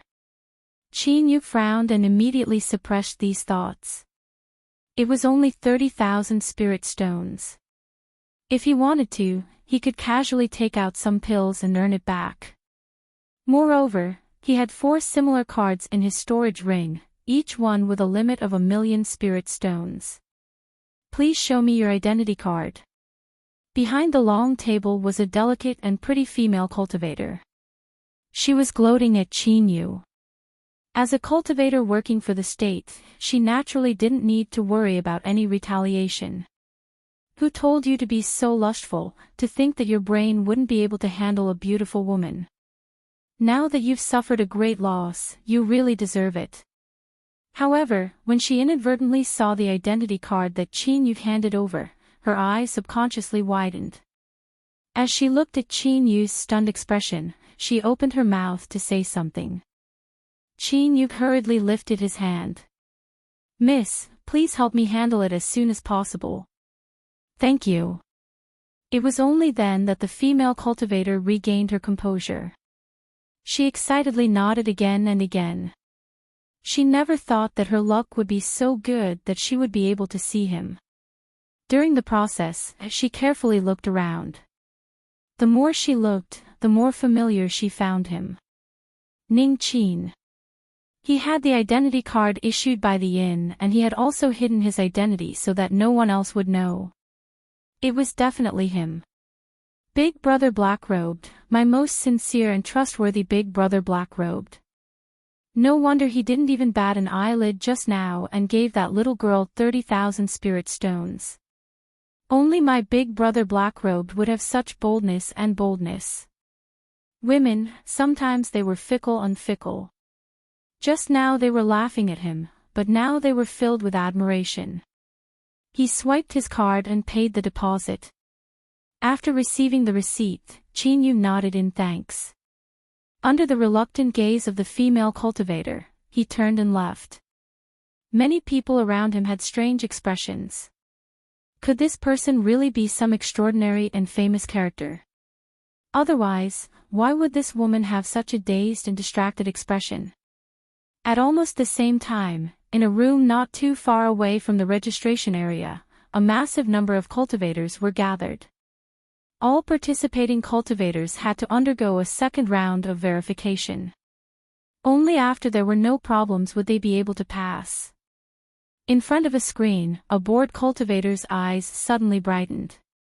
He stared at an identity card that had just appeared. Ning Qin. He never thought that a simple screening tool he made would actually be useful. He really did come to participate in the competition. He carefully looked over it. If he came from the inn, then there was no mistake. After finding an excuse, the cultivator left work early. He took out his handphone, typed out a message, and pressed send. A moment later, there was a light ding. The cultivator quickly picked up his handphone. As he looked at his balance, he revealed an excited smile. 100,000 spirit stones, this was 100,000 spirit stones. It was equal to several years of hard work. Ning Qin, don't blame me. If you want to blame someone, blame yourself for offending someone. Philosophy Watch. Not too long ago, Elder Nangong had been filled with extraordinary grace and high spirits. But now, he was lying on his bed. His complexion was dark and haggard, as if he were suffering from a serious illness. In the past, he had thought that the inn would be completely trampled beneath his feet. But who would have thought that after a series of twists and turns, not only would he not succeed, but he would instead become the inn's most successful advertising campaign. In particular, the reason for this result was that he had promised someone else to eat one of their extraordinary divine blood pills. How could Elder Nangong not be angry and ashamed? Anger attacked his heart, and in addition to the pressure from the sect, it was hard for him not to fall sick. At this time, as he looked at the message on his handphone, his dim eyes suddenly lit up. Ning Qin. Ning Qin. This little bastard, he would never forget him for the rest of his life. If it weren't for him, how could he have ended up in such a miserable state? Elder Nangong looked up at the person in front of his bed. Pass down my order. No matter the cost, I want this person to not live to see tomorrow. Yes, Elder. Hearing the hatred in these words, the Philosophy Watch cultivator trembled in fright. He respectfully bowed and hurried away. Chi-Yu naturally didn't know that news of him participating in the competition had already been sold to his great enemy, Philosophy Watch, by a greedy official who was abusing his power for personal gain. Now, a group of cultivators had come looking for him with killing intent in their hearts. Luckily, he had always been a cautious person. When he registered he wore a black robe, but not long after he left he took it off. This caused the black-robed Philosophy Watch cultivators to miss their target. They couldn't help but curse this brat for being incomparably cunning. In his heart, after appraising the divine blood pill, Chi-Yu didn't want to use the name Ning Qin anymore. Unfortunately, the great competition had an extremely strict examination of the identities of the participating cultivators. Chi-Yu had no choice but to use the alias that he had exposed himself to make it easier for the inn to deal with him. After all, everyone knew that there was a brat called Ning Qin in the inn. He was loyal and courageous, cough cough, he shouldn't toot his own horn. As for Chi-Yu's real name, after what happened with the ancient perishment decree, he absolutely couldn't use it again. Today he registered and tomorrow he would enter the wilderness. Once he passed through the designated area, he would truly have the qualifications to participate in the competition. Chi-Yu casually found an inn nearby and stayed there. He took out pills and began to cultivate. There was no need to mention just how many black-robed cultivators had suffered undeserved calamities that night. At the very least, Chi-Yu passed his days quite well. At dawn he opened his eyes, a sharp light flashing within them. His cultivation had risen a bit more. Chapter 309. The proud and pampered Chi-Yu tidied up his things. Then, he and the many participating cultivators from the inn stepped onto the street and gathered at the starting point. But what was strange was that many of the cultivators he met on the street were bruised and swollen, as if they had been brutally beaten. Could it be that some sort of mass incident occurred last night? The competition was just around the corner and yet they were still in the mood to do such things. As expected, the cultivators of the land of divinity and demons really knew how to play. Chi-Yu shook his head, no longer bothering with them. He followed the stream of people forwards, occasionally glancing around. He felt that something was missing from the crowd today. He didn't think he was wrong. He frowned and suddenly realized that there wasn't a single person wearing black robes in the crowd. This was strange. When he registered yesterday, although there weren't many people wearing black robes, there were still some. So, how come everyone had changed clothes today? There didn't seem to be such a rule in the rules of the competition. As he was thinking, Chi-Yu soon arrived at the designated gathering point and waited to set off. Without delaying for too long, the cultivators of the competition began to hand out a timer. This thing was simple and its function was exactly the same as its name. Its only use was to calculate time. This was because only cultivators that passed through the wilderness in less than a day had the qualifications to participate. Otherwise, they would all be forced out. Chi-Yu received this little thing and was solemnly reminded to take good care of it. It was shaped like a small hourglass. When the departure signal was sent out, it would begin to fall down for a full day. Of course, although this thing was simple, it wasn't simple at all. In the past South Shine Nation youth alchemy competitions, there had been people that had tried to play tricks on the hourglass. But no matter how exquisite their methods were, they were easily discovered and they lost everything. That was 30,000 spirit stones as a base. If one were to think about it in the dark, perhaps the South Shine Nation officials were hoping that all the participating cultivators would play some tricks. If so, they would have struck it rich. Everyone, we will begin to enter the wilderness in an hour. If you wish to form a team, please hurry. After the officials reminded everyone, the open space outside the city immediately became chaotic. Shouts and shouts rose and fell. "Brother Su, Brother Wang, hurry up. The 5 of us will form a team. A team of 4. We have both offense and defense. We are in urgent need of fellow Taoists with speed. If you join, your safety will be guaranteed. Are there any fellow Taoists with high defensive earth attribute abilities? We are waiting for you to join us." That's right, while traversing through the wilderness, one could form a team. Although the South Shine Nation officials had combed through the wilderness before the start of the competition to determine that there wouldn't be any powerful monster beasts that surpassed the limits of their resistance, this didn't mean there weren't any dangers. The purpose of the competition was to unearth talents, not to let the young cultivators of the younger generation run off to feed monster beasts. If they formed a team, it would be much safer. Of course, 5 people was the maximum number of people in a team. Otherwise, if dozens or hundreds of people walked together, the wilderness trial would not be challenging at all. It would not be able to eliminate them at all. Oh, that's right, this round is called the wilderness trial. Qin Yu was a bit hesitant. He didn't know many people and it wasn't necessarily safe for him to form a team with others. After thinking about it for a bit, he might as well go on his own. With his current cultivation, there shouldn't be any problems. Just as he was thinking of this, he suddenly heard a cry of surprise. "Big brother, it's you." Qin Yu turned and saw little Feng Feng running towards him, her face full of joy. He subconsciously frowned. When they met yesterday, he was wearing a black robe. How could this little girl recognize him? "Hey! Big brother, we really are brought together by fate. Yesterday I left in a hurry and forgot to ask for your name. I was just worrying about how to return your spirit stones." As she spoke, she took out her handphone. Come, big brother, let's add each other as friends. I'll transfer the money to you." Qin Yu calmly took out his handphone. As she was busying herself, he lightly asked, "How did you recognize me?" "Isn't that simple? I just relied on my nose."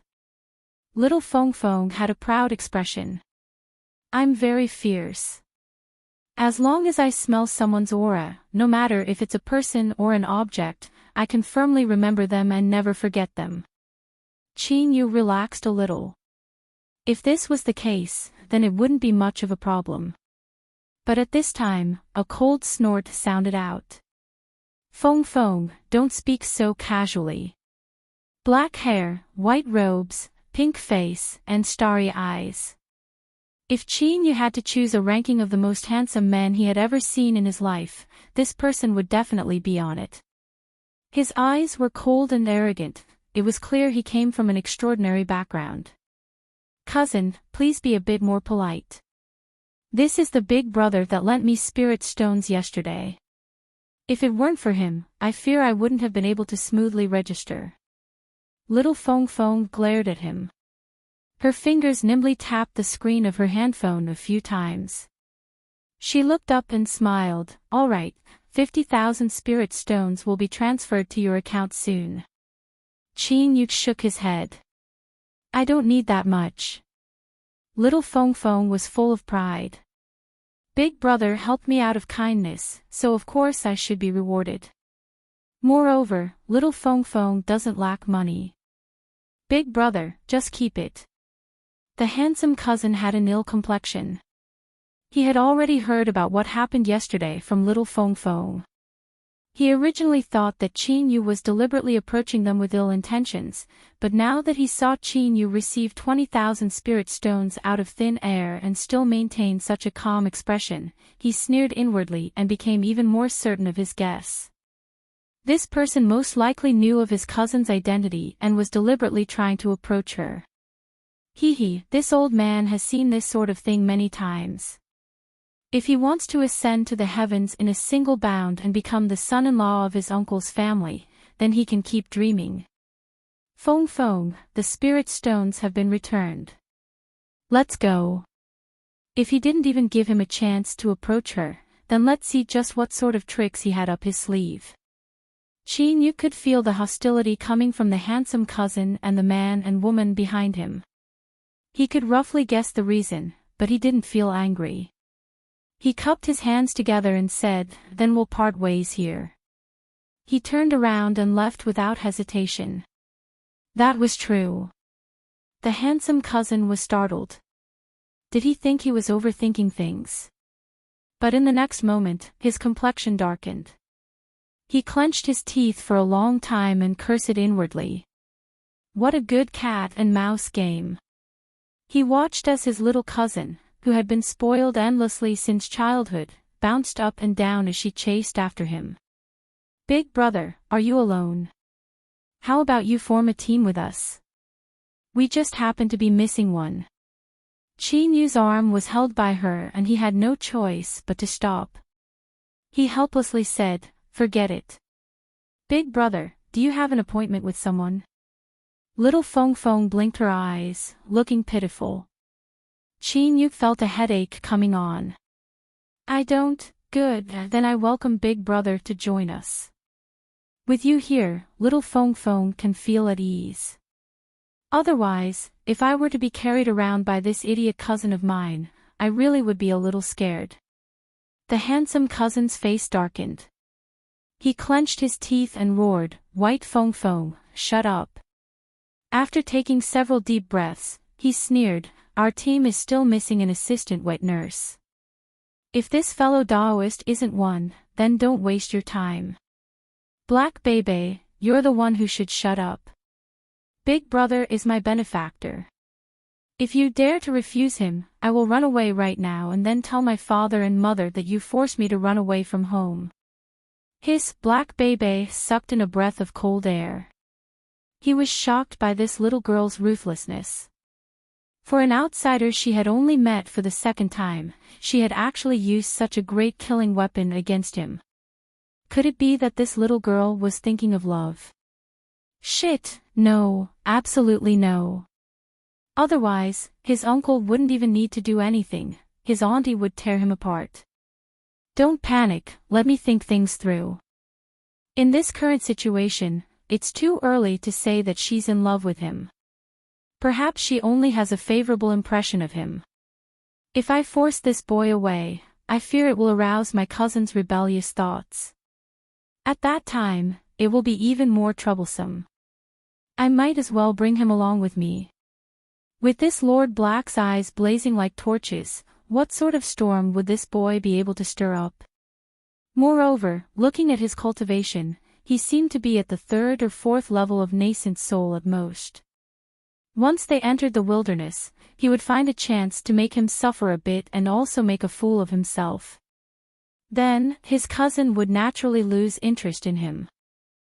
This Lord Black is truly smart. He is truly worthy of being the most respected, most likable, and most handsome man in the world. Something doesn't seem right. Lord Black thought for a moment and then his body stiffened. He glanced behind him and saw that the delicate little sister's face had indeed stiffened. He howled inwardly. He ruthlessly glared at White Fong Fong. "You damned little girl, you actually dared to call out Lord Black's name. Don't you know that this is a taboo? I will remember this debt for you." Black Bebe lightly coughed and pretended as if he didn't know anything. He said in a low voice, "Since you helped my cousin, I will allow you to join us. But the wilderness is different from other places. There can be dangers at any time, so you must be careful.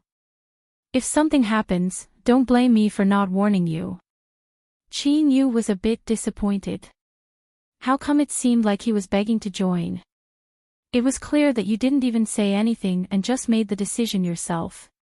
He wanted to politely decline, but White Fong Fong had already cheered out loud. She hugged him even tighter and pulled him forwards. "Wilderness, your big sister Fong Fong is here." A warm and soft feeling came from his arm. Yu never imagined that this delicate little girl would have such a body. After a brief daze, she had already brought him far away. When he regained his composure and saw her cheerful appearance, he hesitated and swallowed his words of refusal back down. Whatever, it's just a day. I'll just endure it for a bit. If Black Bebe knew what Qin Yu was thinking right now, he would absolutely fly into a rage. But even if he didn't know, his complexion was still ugly. Behind him, the purple-robed man had a look of jealousy. Brother Black, are we just going to watch as Miss White is tricked by this person? I can tell with a single glance that he isn't a good person. The little sister also wore a purple dress. Although she felt that her big brother's words weren't right and that this little brother was quite likable, thinking that this matter involved the person her big brother liked, she had to stand on the same side as him. Thus, she earnestly nodded.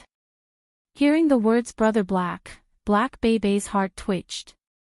A feeling of speechlessness rose up in his heart before turning into annoyance. It was all this bastard's fault. If it weren't for him, how could his cousin have flipped out like this? Moreover, she would have ignored the agreement they made in the past and revealed the name of his true self. Brother Black clenched his teeth and said, "Don't worry. Once we enter the wilderness, there will be plenty of chances to mess with him. I have to let him know that if he offends us, there will be no good ending for him." The big brother was overjoyed. "Brother Black, rest assured that I will do my best to help you so that Miss White can see this brat's true face."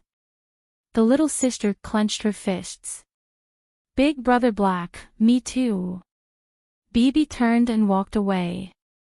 He looked up at the skies, not allowing the tears to fall down his cheeks. "Black your sister. You're the one who's black, your entire family is black." Chapter 310 Big Brother, I haven't asked yet. What's your name? Baoyu, what a good name. It's very similar to Big Brother's personality. Big Brother, after the competition ends, how about you come home with me to play? My father and mother will definitely like you. Chapter 310. There were few people in the wilderness. Even after the South Shine Nation had swept through this area, most of the sunlight was blocked out by the ancient trees. It was so dark that it left one's heart filled with dread. Brother Black cautiously looked around. He couldn't help but listen to the sounds coming from behind him. Then, his lips couldn't help but twitch. Baoyu, with such a name, didn't you have any shame? Just from this alone, one could see his despicable and shameless nature. Cousin, why are you so stubborn? Why are you calling me more and more intimately? Big Brother Baoyu, you've never called me Big Brother Bebe before. I am your cousin, your blood cousin, can you not hurt me like this? The purple-robed youth's complexion was as black as the bottom of a pot. He clenched his teeth from time to time. He also wanted to interrupt, but before he could say 2 words, White Fong Fong had driven him back. She told him to open the way and not disturb her conversation with Big Brother Baoyu.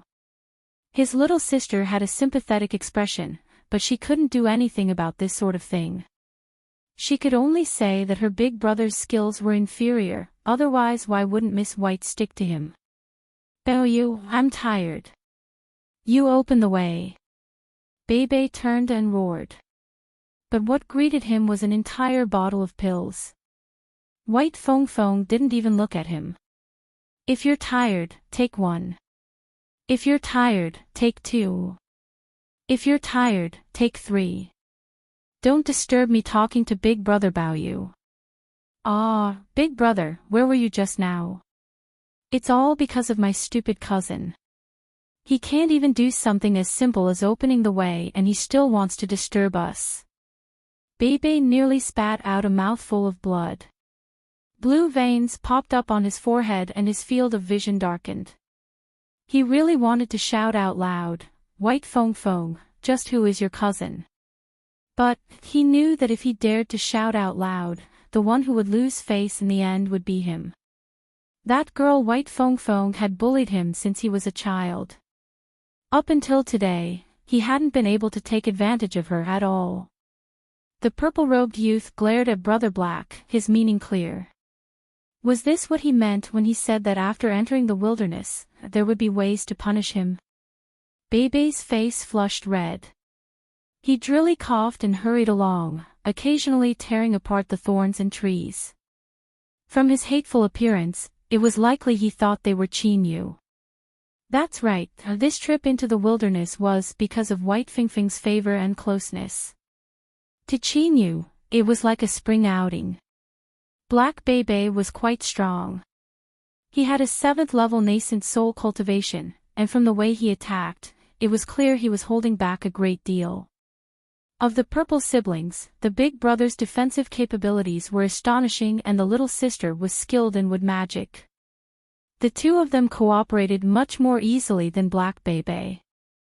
Even if they encountered several monster beasts that didn't open their eyes, the three of them could easily take them down. Let alone Chinyu, he didn't even need to glance at them. The only thing that gave him a headache was that this girl White Fingfing's questions were endless, and they were developing in an increasingly strange direction. Just as Chinyu felt that he couldn't persist any longer, a small change quietly occurred in this comfortable situation. The number of demonic beasts attacking the team of 5 seemed to be increasing. It was not a sudden increase. Instead, it maintained a certain range and increased bit by bit. Bebe was depressed, the purple-robed elder brother was gnashing his teeth, and the purple-robed younger sister was only concerned with lamenting for her brother. The three of them didn't seem to notice anything amiss. Chinyu frowned, interrupting White Fingfing's rambling. Don't you think that the number of demonic beasts we'll encounter has increased? White Fong Fong wasn't dissatisfied with Chinyu interrupting her. She had an expression that said, "Big brother Baoyu, you're so observant, I really admire you." Really? Bebe's lips twitched.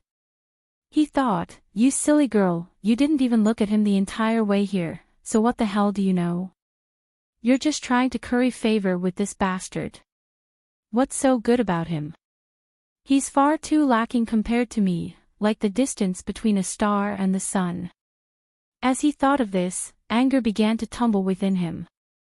He tossed aside his original surprise and dissatisfaction towards Chinyu. He sneered and said, "What, are you afraid, Baoyu? The demonic beasts in this area have already been cleaned up by the South Shine Nation's masters. If you still feel fear in this situation, then I can only express my surprise at your courage." The purple-robed big brother's surname was Jiang Wuhai. At this time, his spirits rose. It was finally time for him to counterattack. He pretended to be indifferent as he said, "When I was 12 years old, I followed my father and brother into the wilderness to adventure. By the time I was 16 years old, I had already completed 3 journeys alone." He swept his eyes around. "Fellow Daoist Baoyu, you still need to temper yourself." Jiang Ziyuan's eyes brightened. She looked at her big brother with worship. In her heart, her big brother had always been the most outstanding person. Now, her big brother had finally found a chance to reveal himself in front of Miss White. He would definitely be able to reverse the situation and make Miss White's impression of him completely surpass Baoyu's. But White Fingfing's following words caused Jiang Ziyuan to stumble. Even though she had the temperament of a noble young lady, she actually wanted to curse out loud. "Oh, then it really is a miracle that you've lived until now. Or, where your family comes from, the demonic beasts are all vegetarians." This wasn't the most infuriating part. The key point was that after she finished speaking, she turned to Chinyu with a longing expression. "Big brother Baoyu, do you also think that Fong Fong is right?" Jiang Wuhai's eyes nearly turned red. He stubbornly glared at Chinyu, his expression saying that if Chinyu dared to say even half a word more, he would immediately go all out against him. He wasn't afraid, but it was best not to provoke trouble, especially this sort of inexplicable trouble. Chinyu humphed, indicating that he had no opinion on this. White Fong Fong proudly looked up. I knew that to Big Brother Bao Yu, these things aren't worth mentioning at all. You don't even have the spirit to comment on them. There's no need to say anything else, Fong Fong understands. You are what my father once said, someone who is extremely skilled and also extremely low-key. You aren't like some people who keep saying how fierce they are. Shallow, shallow to the extreme. Whoosh, the slender golden-patterned leopard fiercely pounced forwards. It opened its mouth, revealing fangs that shined with a cold light. Jiang Wuhai shouted out loud and punched at the leopard's mouth. With a loud crackling sound, the golden-patterned leopard's fangs broke at the root. It was sent flying through the air, blood raining down from the sky. It fell to the ground with a mournful cry, gasping for air. It didn't seem like it would survive for much longer. Jiang Wuhai drew back his fist. The skin of his palm had turned into a faint layer of gold. There were several shallow white marks on it, but it hadn't even broken through his skin. This mortal body could be called powerful. After punching out, perhaps because he had vented out some of the pent-up anger in his heart, Jiang Wuhai's complexion became much calmer. He shook off the beads of blood on his arm, causing the surrounding trees to rustle. The wind swirled around his purple robes. Beneath the dim light, his tall and straight back was like a mountain, giving off an incomparably peaceful feeling. Jiang Ziyuan's fingers moved. As she stimulated the wind to act as a foil, she looked at her big brother with worship. Miss White, just look, what a reliable and handsome little fellow you are. How could sweet words and sweet nothings compare to this? Open your eyes wide and see just who is your best choice. Black Bebe was a bit surprised. This Jiang family boy's mortal body cultivation was far stronger than he had imagined. It had actually reached the golden skin level. No wonder he dared to have thoughts about little Fong Fong, disregarding everything else, just with his superhuman bodily defense, he wouldn't be easily beaten to death when he was with little Fong Fong in the future. Just this point alone might cause his uncle and aunt to look at him in a higher light. After all, if he had to interact with little Fong Fong, the pressure of survival would be great. The Jiang family brother and sister's fantasies were beautiful, but reality immediately taught them a cruel lesson. The schoolmate White Fingfing's eyes widened, her mouth fell open. Just as Jiang Wuhai revealed a smile, she seemed to discover something very surprising. She grabbed onto Qin Yu's hand and shouted, Big Brother Bao Yu, look, there's actually someone so stupid. He can casually take out a magic tool from his storage ring and send that golden-patterned leopard away. But he's actually using his fists to fight it. Isn't he afraid that his hand will be bitten off? Indeed, what my mother said was right. A man that is born too beautiful has a bad brain. I thought that only my cousin was like this, but I never thought I would meet another one today. Jiang Wuhai's smile froze on his face and his body shivered. At this moment, Qin Yu could clearly see what heartbreak was in his eyes. Even if he didn't have a good impression of Jiang Wuhai, he still couldn't help but feel some sympathy for him. Jiang Ziyuan wanted to say something but was pulled back by Jiang Wuhai. Her face scrunched up, filled with anger and grievance.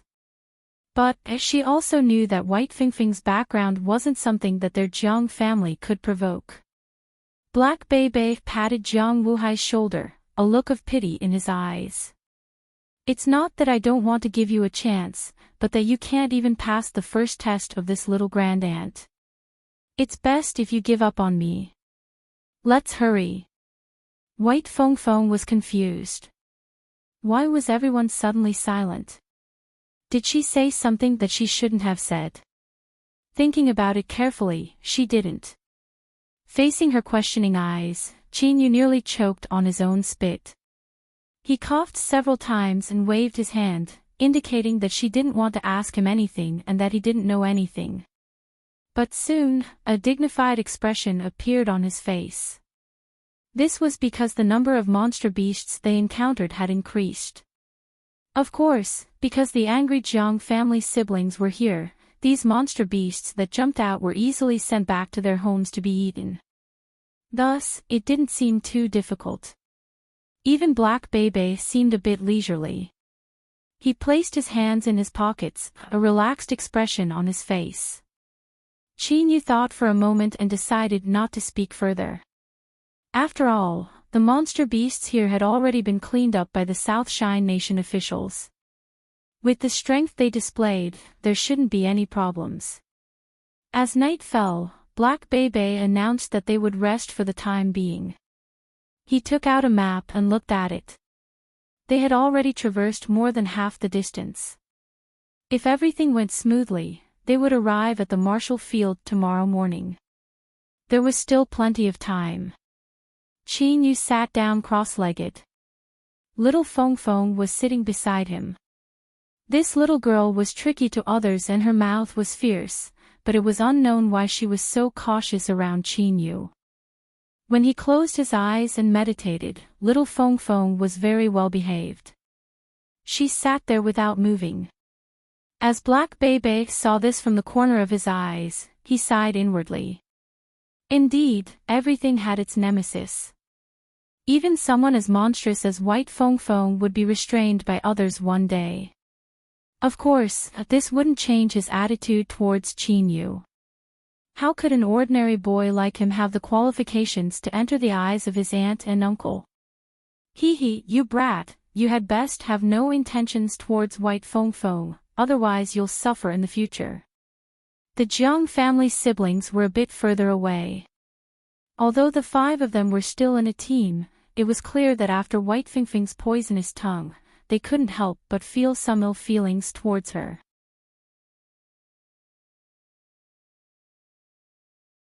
Chapter 3:11. This shout alarmed Black Bebe and the Jiang family siblings. The 3 of them were incomparably vigilant. But as they looked around and didn't discover anything wrong, their complexions darkened. Brat, are you playing with us? Black Bebe's eyes were filled with ill intent. White Feng Feng sneered. Black Bebe, if you dare to speak like that again, do you believe I won't tell my mother that you are plotting against me? Black Bebe's face stiffened, as if someone were grabbing his neck. He couldn't say a single word. That damned brat, she couldn't even say a single word before using such a powerful move. White Feng Feng proudly puffed out her chest. Just as she was about to say something, she was suddenly hugged by Qin Yu and leapt backwards. At this moment, everyone's thoughts were like this: White Feng Feng, what does Big Brother Bao Yu want to do to me? If he really does that, what should I do? Should I not do anything and just obey him? Will he think I'm not reserved enough? Moreover, I heard that the first time is very painful.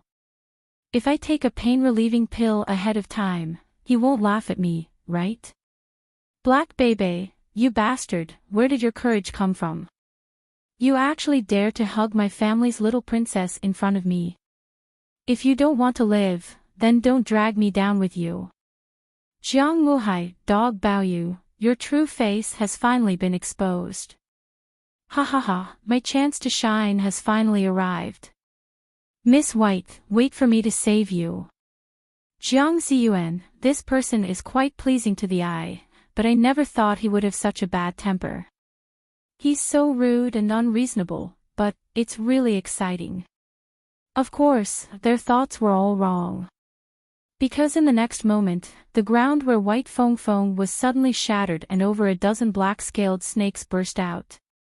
If Qin Yu's reaction had been a step slower, White Feng Feng would have already been bitten by these snakes. Undying demon snake! Black Bebe cried out. He raised his hand and threw out a bag of powder. It was unknown where he had taken it out, but it exploded in the air, scattering everywhere. Hurry up and run. Don't just stand there and wait to die. He rushed over to grab White Feng Feng but was mercilessly rejected.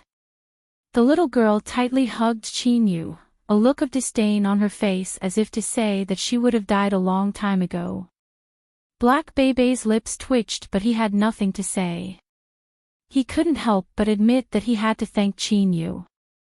Otherwise, if something really happened to his cousin, he would have died miserably. Qin Yu's complexion was heavy. Without a single word, he stomped his feet and shot forwards. The undying demon snake, this was the second time he had seen it. Back then, there was only one, and it was enough to put him in a difficult situation. Today, there were more than a dozen of them. Even though he now had combat strength comparable to a divine soul and his strength had risen several times over, he still felt his scalp tingle. Black Bebe's eyes widened. He didn't think that even though this boy's cultivation wasn't too high, he would still be able to run so fast. He didn't have time to think about it and quickly followed after him. The group of 5 rapidly fled, the angry hisses of the undying demon snakes echoing behind them. But they clearly had some misgivings about the powder that Black Bebe had sprinkled out and didn't chase after them. Unfortunately, the 5 of them were unlucky. Before they could get far, they saw 5 mountain wolves with glistening fur. Their green eyes flashed with a heart-palpitating cruelty in the dark night. Roar! 5 mountain wolves pounced at him. Black Bebe shouted out, "Kill them! Finish them as soon as possible." He lifted a hand and punched out, instantly erupting with a combat strength that surpassed the strength of 1,000 horses. A mountain wolf across from him was broken in half by this punch, but its powerful vitality allowed it to fall to the ground and struggled to continue attacking. The Jiang family brother and sister were well aware that 5 mountain wolves weren't anything at all. What was truly terrifying were the several dozen undying demon snakes behind them. Without hesitation, they erupted with their strongest combat strength. Jiang Muhai stood at the front like a mountain, blocking all the attacks. As Jiang Ziyuan waved her palms, a large expanse of green divine light gushed out, and thick vines rushed over, coiling around the mountain wolves. Sharp thorns grew out of the vines and pierced into their bodies. And at this time, Black Bebe had already killed the second mountain wolf. The remaining 3 were howling in pain between the vines. The 3 of them joined forces, easily breaking through the road ahead. But at this time, the undying demon snakes had already caught up. Their hissing filled the ears, causing one's scalp to tingle. Black Bebe turned around, a pained expression on his face. He flipped his hand and took out a lantern. The flames on his fingernails danced in the dark night, seeming as if they would extinguish at any moment. With a flick of his sleeve, the palace lantern was thrown backwards. The lantern was covered in cracks amidst the cracking sounds, and then it suddenly exploded. Hoop between the heavens and earth, endless spiritual strength seemed to be summoned. It crazily surged towards the exposed flame, forming a giant vortex. The flame was like a black hole, crazily swallowing the spiritual strength of the heavens and earth. It rapidly expanded until it turned into a figure of fire. Its face was blurry and it couldn't be seen clearly. But this figure emitted a heaven-shaking annihilation aura. The flame figure lifted its hands and the annihilation aura became even richer. Black Bebe turned and raced away. Hurry and run. Without needing him to say anything, Qin Yu's pupils shrank. The moment the flame figure lifted its hands, he grabbed White Feng Feng and ran far away. Several breaths of time later, there was a loud explosion from behind him. Then, there was a raging shockwave. For several miles, everything was flattened and erased like sand. Qin Yu stuffily coughed. His body sank down, as if he were carrying an entire mountain on his back. He took advantage of the momentum and rolled away, withstanding most of the impact. Black Bebe was distressed. He crawled up from the ground, gnashing his teeth as he roared, "The South Shine Nation officials, those damned idiots. There were over a dozen undying demon snakes and they didn't even discover us." Jiang Muhai and Jiang Ziyuan were also pale, a lingering fear in their hearts. Luckily, Brother Black had a great killing summoning tool in his hands that was able to refine and kill off all the undying demon snakes. Otherwise, even if they weren't weak, it would have been hard for them to escape death. This sort of great killing summoning tool was extremely difficult to create, and each one was incomparably precious. For them to use it here for no reason at all, it was no wonder that Brother Black was so enraged. Such a terrifying aura spread through the dark night, enough to frighten away all monster beasts that had opened their spiritual wisdom. But things didn't progress like this. Qin Yu grabbed onto White Fong Fong and said, "We're in trouble." In the darkness of the night, a terrifying aura was still reverberating in the air. Cold, cruel eyes slowly appeared in the surrounding darkness. There were so many of them that there were probably hundreds of them. Among them, there were a few particularly large black shadows that emitted a heart-palpitating aura. In such a situation, there was no chance to escape even if they wanted to. Black Bebe sucked in a breath of cold air. His handsome face couldn't help but twitch. Damn it, just what was going on? Where did so many monster beasts come from? Now wasn't the time to worry about face. Black Bebe took out his handphone, a stunned expression on his face. No signal, there's actually no signal. Fuck, are you kidding me? You're a satellite handphone, big brother. He shook it several times and determined that it didn't work. Then, his eyes narrowed and his complexion became even uglier. It was impossible for the South Shine Nation to be lazing around while sweeping through the wilderness.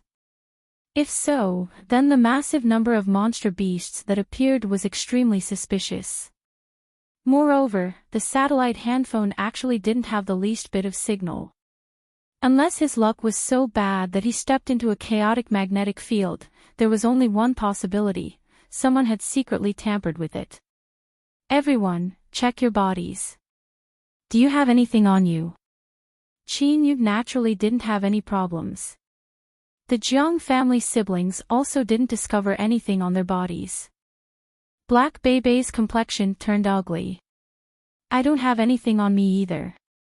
Everyone's eyes fell on White Fong Fong. This girl's eyes widened. What are you looking at? Do you think someone as smart as me would be schemed against by others? I don't have anything on me. Qin Yu's eyes flashed. He lifted a hand and pointed at an exquisite gemstone phoenix hairpin on her head. You didn't seem to have this yesterday. Black Bebe's expression turned cold. Cousin, where did you get this from? White Fong Fong hesitated. Yesterday on the side of the road, I saw that it was very beautiful and I liked it, so I bought it. But, I don't know the person who sold it to me. He wouldn't harm me, right? Give it to me. Black Bebe received the phoenix hairpin and carefully looked at it. Then, he used some strength in his fingers and crushed the largest gemstone. A light fishy smell immediately wafted out. Ah! White Fong Fong cried out in alarm. Black Bebe sniffed twice and his complexion became even uglier. Mystic beast fodder medicine. Jiang Wuhai and Jiang Ziyuan's pupils shrank, shock filling their faces. Brother Black, are you sure you saw correctly?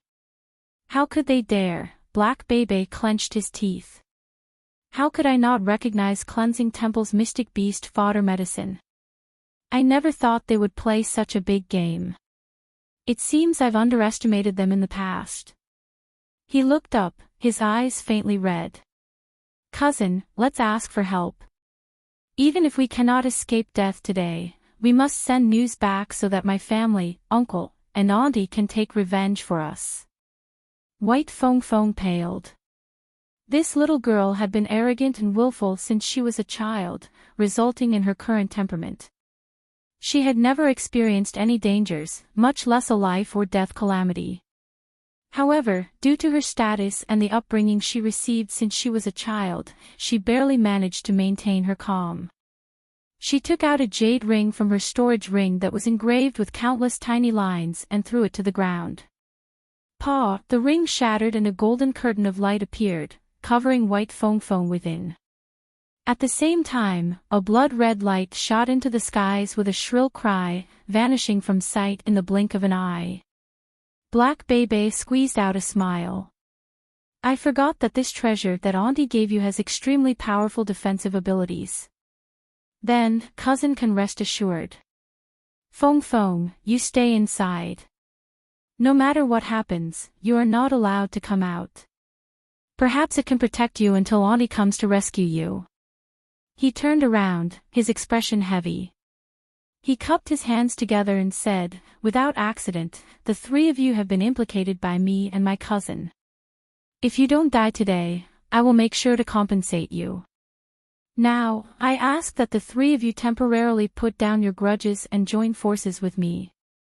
Perhaps we might be able to carve out a path to survival.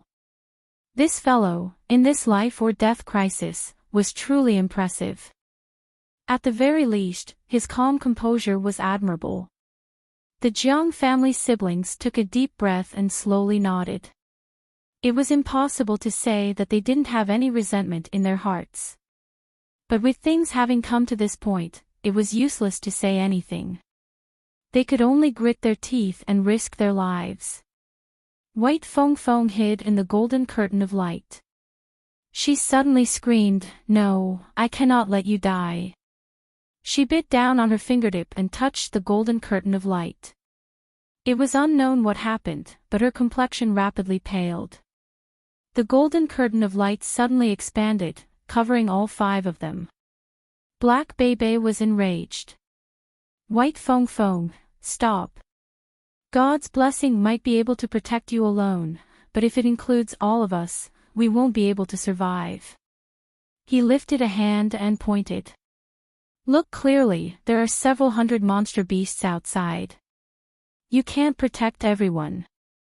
Hurry up and take back the protection of God. White Fong Fong bit her lips. I won't. Stay with me. Father and mother love me the most. Once they receive the news, they will hurry over.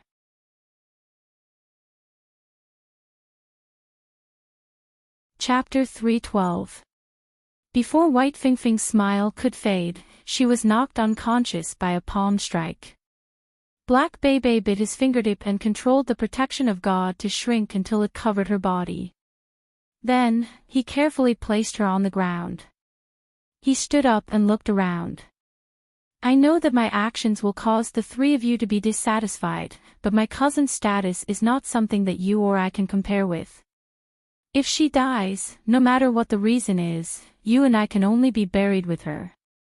And as long as she lives, even if we die today, we can still take revenge. Black Bebe fell silent. He swept his eyes over the approaching monster beasts and bitterly smiled. In truth, I also don't want to die, but today is just. He shook his head. He placed the mystic beast fodder medicine on White Fing Fing's body. This was the most direct evidence, so he naturally had to keep it. He took a deep breath and said, Everyone, let's fight to the death. The many monster beasts that had been attracted by the mystic beast fodder medicine didn't immediately attack because they were afraid of each other. But when Black Bebe placed the mystic beast fodder medicine into the protection of God enchantment and isolated its aura, the monster beasts immediately began to riot.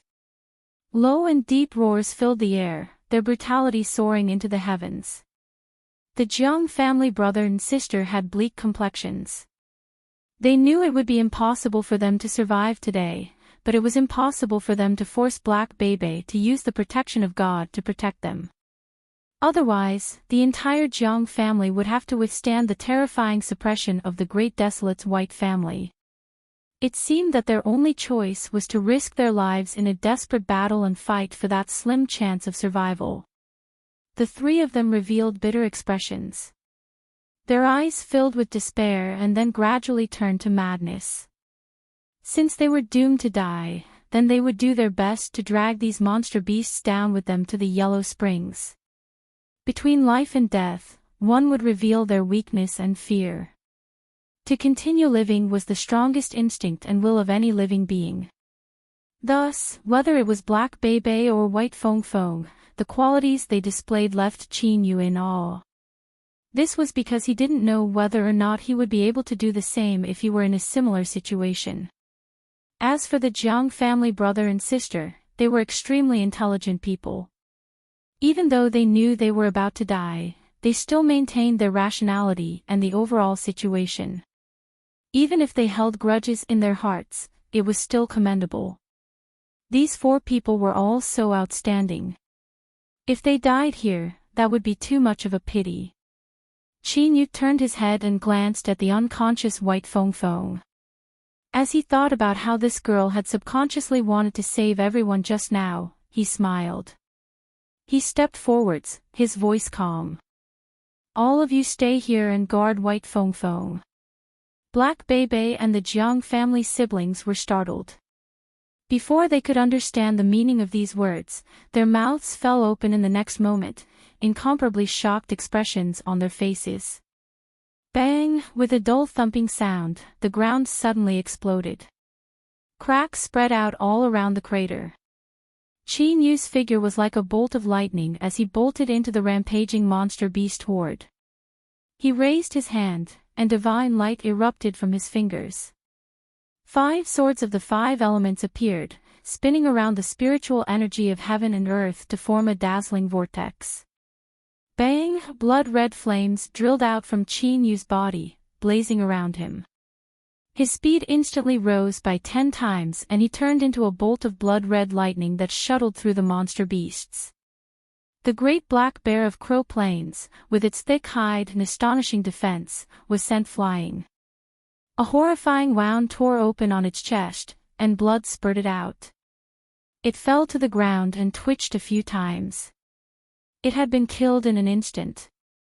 On the other side was a wild ape that tried to launch a sneak attack.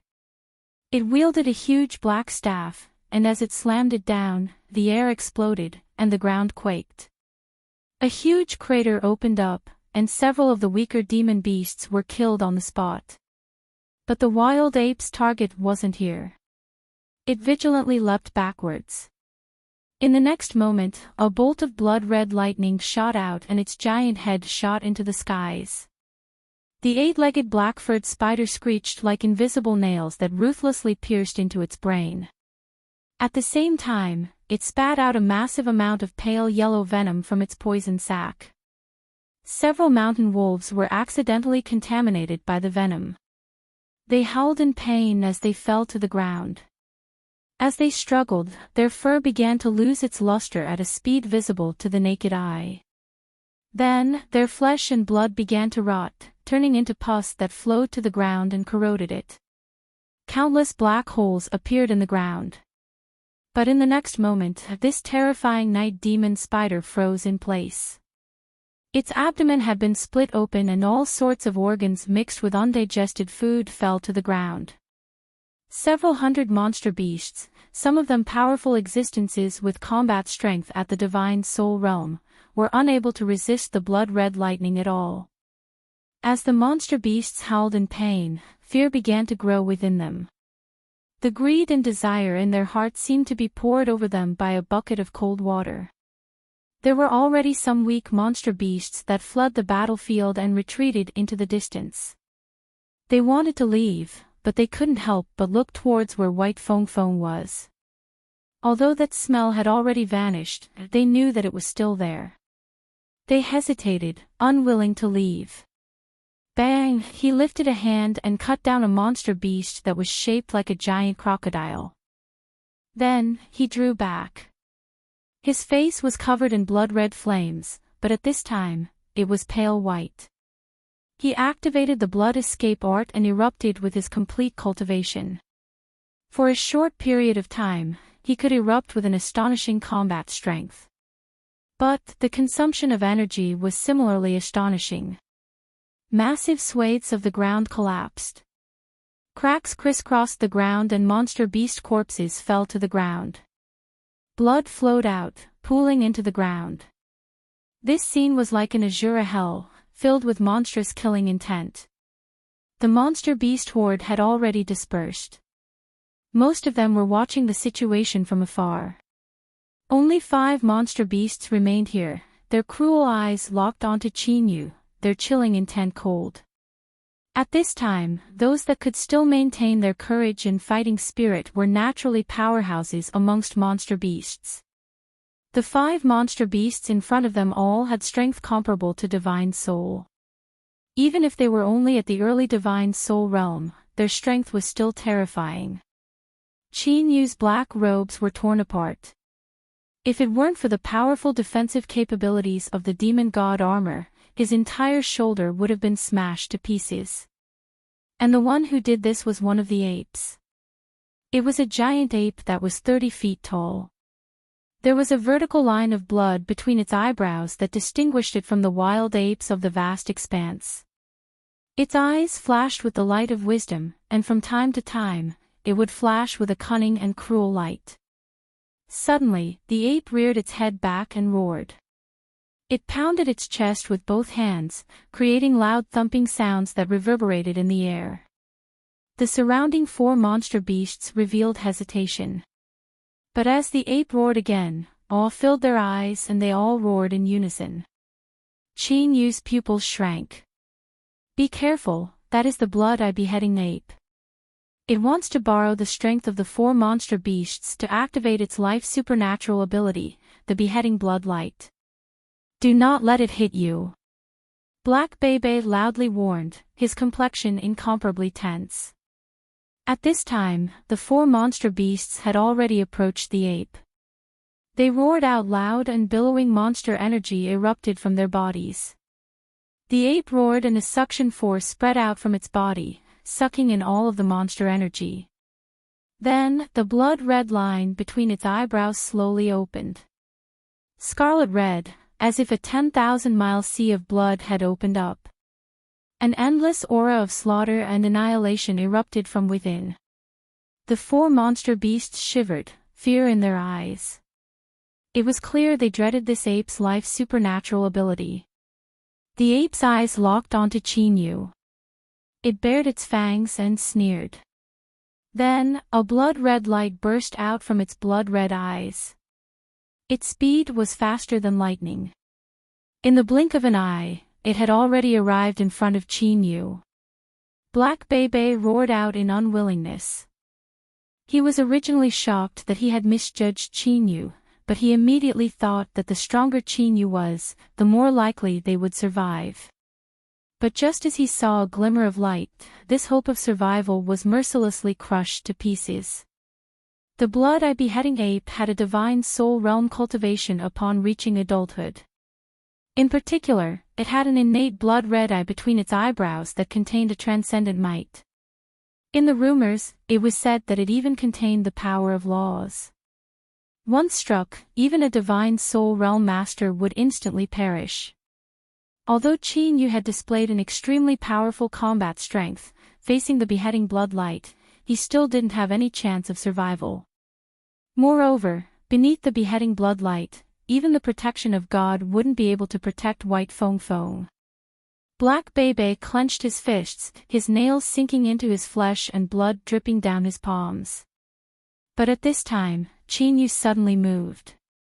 Of course, this wasn't quite right, because when the blood-red eye between the demon ape's eyebrows was about to open, Chinyu had already moved.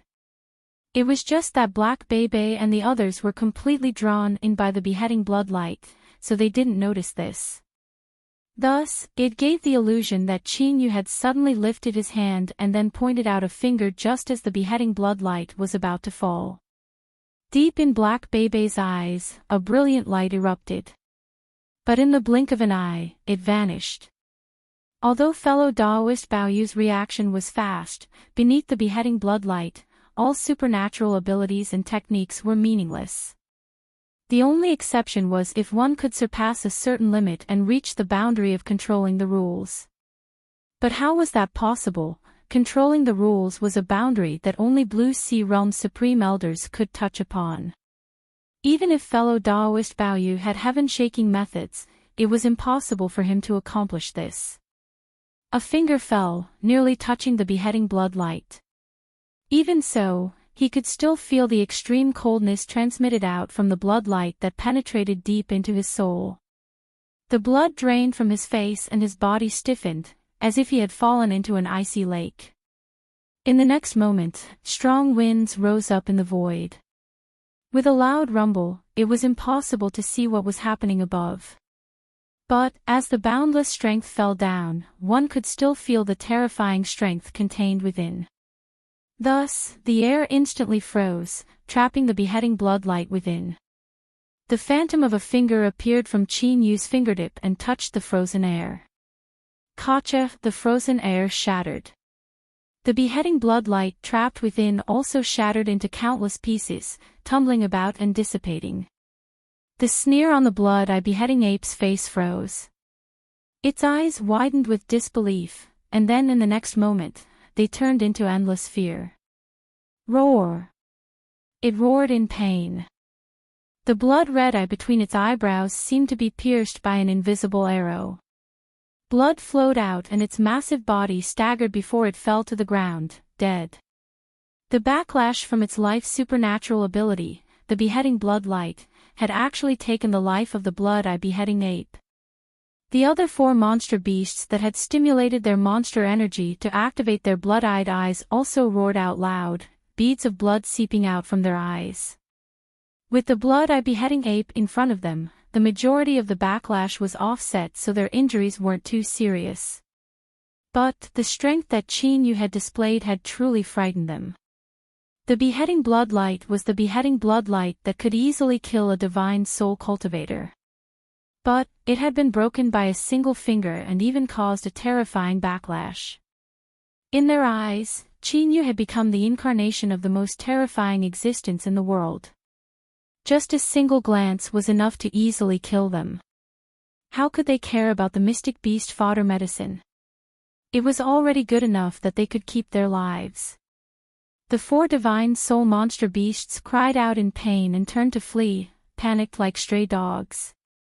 They didn't have any of their previous momentum. In the surrounding area, the monster beasts that were still waiting for a chance to leave were stunned. Then, their chrysanthemums tightened and they turned to flee with their tails between their legs. What nonsense! 5 divine soul bosses had joined forces and even one of them had been easily killed. If they continued to stay, what difference was there from sending themselves to their deaths?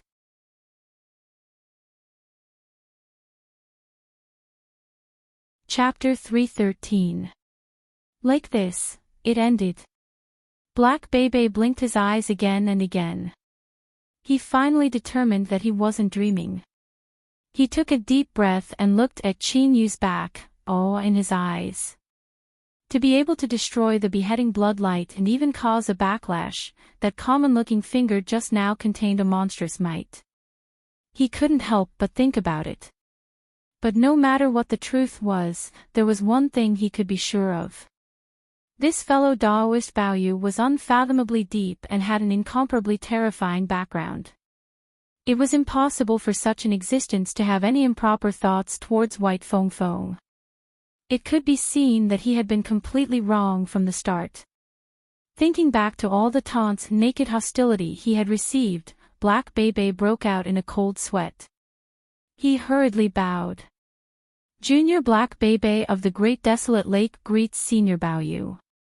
I didn't know Senior's status before, so I ask that Senior forgive me for offending you. Jiang Wuhai and Jiang Ziyuan paled in fright. They hurriedly bowed as well. The background of the Great Desolate Lake might be useful, but their Jiang family might not have the face to do so. That figure didn't respond. He only quietly stood there, as if he were standing at the center of the world. An invisible pressure spread out like a tide, completely submerging Black Bebe and the others.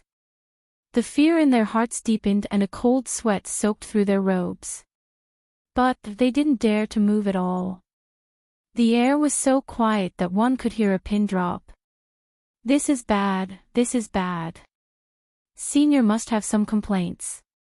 If it were them and they were offended by several juniors, they would likely be angry. If Senior Baoyu hadn't revealed his cultivation, then that would be fine. But now that he had displayed such heaven-shaking might, he naturally had to protect the dignity of a powerhouse. Perhaps they would suffer a bit today. Luckily, since Senior Baoyu had saved them, he shouldn't make things too difficult for them. But even though they thought this, the three of them were still like ants on a hot pan, anxious to the extreme. Time slowly passed. As Black Bebe and the Jiang family siblings were losing hope, they finally heard a long exhale in their ears. This sound broke through the deathly stillness of the world, pulling the three of them back from the brink of collapse. They gasped for breath, the fear in their eyes even deeper. Senior Baoyu was truly formidable.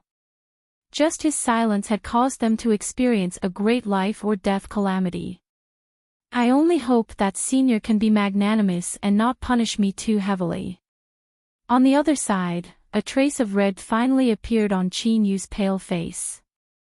The aura of the beheading blood light that invaded his body slowly dissipated and he regained control of his body. The power of the Blood Eye/Ape's innate divine ability was so terrifying. Just a bit of its aura was already so terrifying. Luckily, for some unknown reason, the boundless blue finger had awakened in the sea region. It possessed an extremely terrifying characteristic that could destroy any supernatural ability of his opponent. Otherwise, with Qin Yu's current strength, it would have been impossible for him to resist the beheading blood light. This special characteristic of the boundless blue finger could be described as perishing together with the enemy. Of course, this perishing together with the enemy definitely had some sort of limit. When the opponent's strength exceeded this limit, the special characteristic of the boundless blue finger would be broken. However, even something as terrifying as the Tao's severing divine light could destroy it. It seemed that the limits of the boundless blue finger were far higher than what Qin Yu expected. In the past, when he was lying on the blue rock, he had obtained the demon blood and formed the demon body. He had also obtained the inheritance of the boundless blue three fingers. Now, the boundless blue finger had revealed a strength that far surpassed its original strength. Then, could the second blue spirit finger also contain a formidable strength that Qin Yu had never touched upon? Even to this day, Qin Yu didn't have the qualifications to control the third blue sea finger. It seemed that he had underestimated the power of the three blue fingers. Perhaps in the future, it would become an extremely fierce trump card in his hands. Qin Yu took a deep breath and suppressed these thoughts. He turned around and what he saw was an extremely respectful group of three people filled with anxiety and trepidation. What he didn't know was that after he regained his ability to move, he had brought a great deal of torment to these three people. If it weren't for them forcefully enduring it, they would have already started crying. "You all?" Black Bebe fell to his knees, a pained expression on his face. This junior had eyes but failed to see. "I didn't know Senior Baoyu's true appearance. If you want to beat me or kill me, then Senior can do as you please. I won't dare to utter a single word of complaint." There was nothing he could do. He had just said that he was someone from the Great Desolate Lake. It was clear that to Senior Baoyu, this wasn't any pressure at all. In fact, he might even be dissatisfied. Otherwise, why would Senior Baoyu disregard his status and torment them like this? Since this road couldn't be taken, then all that was left was to lower himself and admit his wrongs on his own initiative. He hoped that this would appease Senior Baoyu's anger. Of course, the remorseful Brother Black had already prayed to all the gods and Buddhas in his heart, hoping that they would bless him and allow him to escape this calamity. "Senior Baoyu, this junior was only joking around, please don't take it so seriously." The Jiang family brother and sister's hearts shook. From Black Bebe's actions, they thoroughly understood just how fierce this Senior Baoyu was. This was the Great Desolate Lake. If he didn't give them any face at all, then they certainly didn't have the qualifications to care about face. The brother and sister quickly fell to their knees, begging for mercy in fear and trepidation. "Senior, please don't lower yourself to the level of juniors like us." Qin Yu frowned. His thoughts raced as he thought of the same reason. It seemed that they had been frightened by the fact that he had destroyed the beheading bloodlight and killed the blood-eye beheading ape. But this was also good. Chinyu lightly said, I hope that you won't casually leak out what happened today. Black Bebe was overjoyed. Did this mean that he didn't plan on punishing them anymore? Senior, rest assured that the three of us will absolutely not tell anyone about what happened today. As he spoke, he quickly winked at the Jiang family brother and sister. Idiots, if they didn't hurry up and climb up, then if Senior Baoyu changed his mind, they wouldn't even have a place to cry. Junior and Junior swear that if we reveal anything that involves Senior, we will suffer the suffering of the 3 calamities and 10 tribulations and fall into samsara for all eternity. Qin Yu's lips curved up in a faint smile. Seeing these 3 fellows being so honest at this time, he was a bit pleased. Since he had frightened them and they didn't dare to speak too much, then it was time to leave. Otherwise, who knew when they would see through the truth and there would be more complications. The danger should have passed. You can walk the rest of the road by yourselves. Qin Yu turned and left. With several flickers, he vanished from sight. His voice echoed out from afar, remember what you promised me. Farewell, Senior Baoyu. Black Bebe and the other 2 let out long breaths of relief. They slowly stood up and glanced at each other. They could all see the joy in each other's hearts. Luckily, Senior Baoyu didn't bother arguing with them, otherwise if they wanted to pass today, they would have to shed off several layers of skin. Brother Jiang, Miss Jiang, you have all heard Senior Baoyu's words. I will remind you once more that you cannot rely on any luck, otherwise a great calamity will befall you in the future.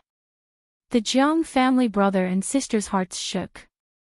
As they saw the deep meaning in his eyes, they quickly nodded. Black Bebe picked up White Fong Fong. As he looked at her unconscious appearance, he couldn't help but ruefully smile. Indeed, what his aunt said was right. No matter how good his talent was, he still couldn't compare to Fong Fong. This girl's luck was simply heaven-defying. She was actually able to casually grab onto a fierce existence like Senior Baoyu. Fortunately, this was the case, otherwise they would have already become food in the bellies of monster beasts. Let's go. Not long after the 3 of them left, Qin Yu's figure appeared in the darkness of night, a self-deprecating smile on his face. Indeed, acting all high and mighty is a waste of time. I almost forgot about this. He quickly searched through the monster beast corpses. Soon, his eyes brightened. With a flick of his sleeves, the 5-element metal magic sword appeared and drilled into the monster beast's mouth. With a loud crackling sound, the magic sword flew out with over 100 teeth wrapped around it. Qin Yu lifted a hand and a ball of water condensed in the void. He cleaned all the monster beast teeth and carefully placed them in his storage ring. After a while, he found another monster beast corpse that could be refined into storm flow. But this time, what he could use were its bones. The metal magic sword transformed, becoming a butcher's helper. Poochie poochie poochie, the sound of flesh being cut was mixed with the sound of blood splashing. The number of bones was far greater than the number of teeth. After successfully refining it, the might of storm flow could be imagined. As Qin Yu cleaned the bones, he chuckled. Moments later, after searching through all the corpses, there was only the blood-eye beheading ape left. As a divine soul realm monster beast, it also had amazing talent and supernatural powers. If it could be used. Qin Yu inspected it and revealed a disappointed expression. As he thought, the dream of refining storm flow at the divine soul level wasn't too realistic. What a useless fellow. What a waste of time growing up. Qin Yu curled his lips. Just as he was about to leave, his eyes flashed and he reached out a hand. Puff, the point between the blood-eye beheading ape's eyebrows shattered and a blood-red bead appeared. This was its third blood eye. After the blood eye beheading ape died, it actually became like this. This was a bit unexpected. Holding it in his hand, it felt hard and cool, like some kind of jade. But there was a crack on its smooth surface.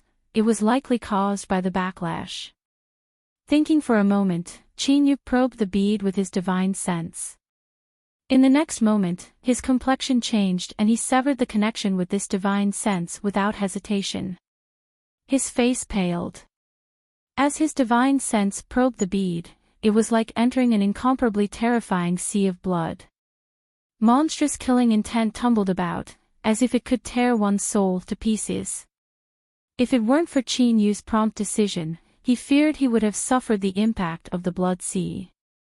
At the very least, his soul would have been greatly damaged. Chinyu took a deep breath and suppressed the shaking in his heart. Then, he held the bead formed from the blood eye and a smile gradually appeared on his face. This object could be considered a pleasant surprise. Because of the cracks on its surface, it was only maintaining a fragile stability. Once it was shattered by an outside impact, the annihilating strength contained within would erupt. If he were to suddenly shoot out this blood eye when fighting with others, the effects would surely be excellent. Or, it could be said that using it as a life-saving method wasn't bad either. Even a peak divine soul realm powerhouse wouldn't fare well against this blood eye. If that was the case, then it would be more valuable than a set of storm flow magical treasures. Chinyu laughed several times and carefully put away the blood eye. Then, he took a step forward and howled away. After a long time, a man and a woman walked out from the darkness, shivering. They looked at the scene of the Azura field on the ground. In particular, there were several monster beast corpses that had been skinned and torn apart. Their originally pale faces turned even whiter and endless fear filled their eyes. SSSS brother, run. The woman stammered, nearly unable to speak. Her tears and snot mixed together and she looked extremely distressed.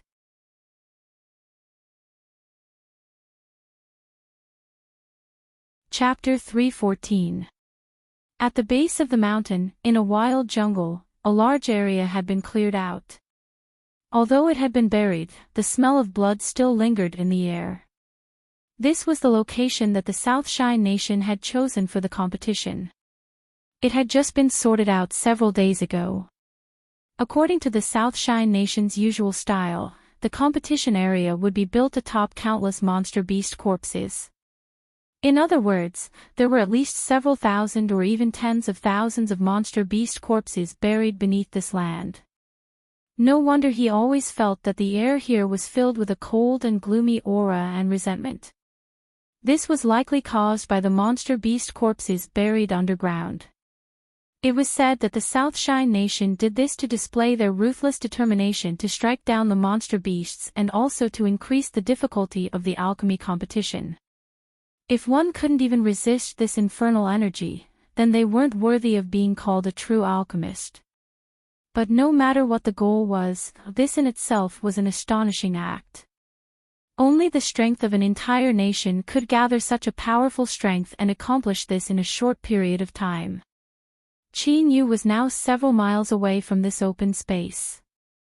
Beneath his feet was an ancient tree that had grown for countless years. The tree was over 1,000 feet tall and its trunk was like a giant pillar. It was thick enough for dozens of people to wrap their arms around it. It's not good to use it here. My current appearance is like this. Chinyu whispered to himself. He lifted his hand and with a flash of light, a mask as thin as a cicada's wing appeared in his palm. It wriggled on his face, seeming to melt into his flesh and blood. Then, what appeared in front of him was a strange youth with dark skin. He jumped down from the tree. After several breaths of time, Chinyu changed into a plain robe and flew straight towards the competition field. When he registered he wore a black robe, when he passed through the wilderness he used his own appearance, and when he entered the competition he used a mask to change into another face. it wasn't that Qin Yu was deliberately mystifying others, but that he had no choice but to be cautious. The name Ning Qin had already offended many people, and the most important was Philosophy Watch. Qin Yu didn't want to taint himself with troubles that he wouldn't be able to rid of in the future. As for Qin Yu's appearance, he didn't believe that this grand alchemy competition that would sweep through the entire South Shine Nation wouldn't be broadcasted live. The Yu family was located in the southern Overwatch Pass. If they discovered Qin Yu, he didn't need to be a genius to know what the consequences would be. In the end, it was all because his cultivation was too weak, otherwise why would he be so cautious? It wouldn't be an exaggeration to say that he was hiding his head but showing his tail. With a self-deprecating smile, Qin Yu's feet touched the ground and he truly entered the range of the martial field. In the next moment, his complexion changed. In his ears, the roars of countless monster beasts filled with pain, resentment, longing, and unwillingness seemed to ring out. It was like an invisible vortex that wanted to drag his soul into it. Qin Yu's mind shook and he immediately sobered up. A dignified expression crossed his face. This was the demonic aura emitted by the monster beasts that were killed. It was truly fierce. He praised inwardly. But he didn't know just how much of a shock he had caused to the South Shine Nation officials who were waiting here. For ordinary cultivators, the first time they stepped into the midst of the fiendish demonic beasts, their minds would definitely be seized. To be able to sober up within 10 breaths of time was already a commendable feat. Most of them would have to stand there in a daze for a long time, and some might even shout and roar in fright. Compared to this, one could feel just how amazing Qin Yu's performance was. Fellow Daoist, if you are here to participate in the competition, please show me your hourglass. A South Shine Nation official said, his tone much warmer. Such a character was bound to be extraordinary in the future. They naturally didn't dare to put on the airs of an official. Qin Yu took out the hourglass. After carefully inspecting it, he found there weren't any problems. He placed it on the competition field and was warmly reminded, the competition will officially begin after a day of rest. Fellow Daoist can choose a place to stay and adapt to the monster beast slaughter energy as soon as possible so that you won't be affected as much as possible during the alchemy process. After thanking them, Qin Yu stepped inside, leaving behind several cultivators who had just woken up, dumbfounded. Why were they so nice to him? It wasn't like this just now. Facing these questioning gazes, the South Shine Nation officials proudly chose to ignore them. If an idiot couldn't even understand this, then he was destined to have no achievements in his life. He certainly wasn't worth their attention. This wilderness trial seems to be very simple. I haven't even done anything yet. I've already arrived at the competition field. Who said it wasn't? It feels like the difficulty has dropped by several levels compared to what I heard. There's no challenge at all. I've only been hurrying along and I haven't even seen half a shadow of a monster beast. It's simply unbelievably smooth. Could it be that the South Shine Nation officials have relaxed the conditions for participating? With so many people rushing in at once, I fear it will be lively once the competition officially begins. Voices mixed with excitement, joy, and all sorts of other emotions constantly spread into Qin Yu's ears, causing him to think of White Fong Fong and the others. Although he didn't know what the mystic beast fodder medicine was, its effects were obvious. After the South Shine Nation cleared out the wilderness, the vast majority of monster beasts would likely be drawn over to surround them. It was natural for the remaining participating cultivators to easily pass through. Qin Yu's eyes flashed. He suddenly realized something. The land of divinity and demons actually had this sort of pill that could attract monster beasts on a large scale. As expected, the alchemy path was broad and profound. His previous understanding of alchemy had been far too shallow. As he was thinking, he heard several conversations in his ears. His complexion changed and he quickened his steps, avoiding the several people walking towards him from behind. White Fong Fong stopped. She sniffed several times, a puzzled expression on her face. "Cousin, what is it?" Black Bebe asked. White Fong Fong sniffed again. "I think I can smell Big Brother Baoyu's scent. But there are too many people here and I can't find him." As she spoke, she fiercely glared at him. "Black Bebe, tell me the truth. Where did my Big Brother Baoyu go? Did you drive him away?" Black Bebe forced a smile. "Little aunt, how many times have I explained this? It was fellow Daoist Baoyu who left on his own. He said he had some matters to deal with. If you don't believe me, you can ask them. I really didn't drive him away." "What nonsense. Even if he had 9 lives he wouldn't dare to do that.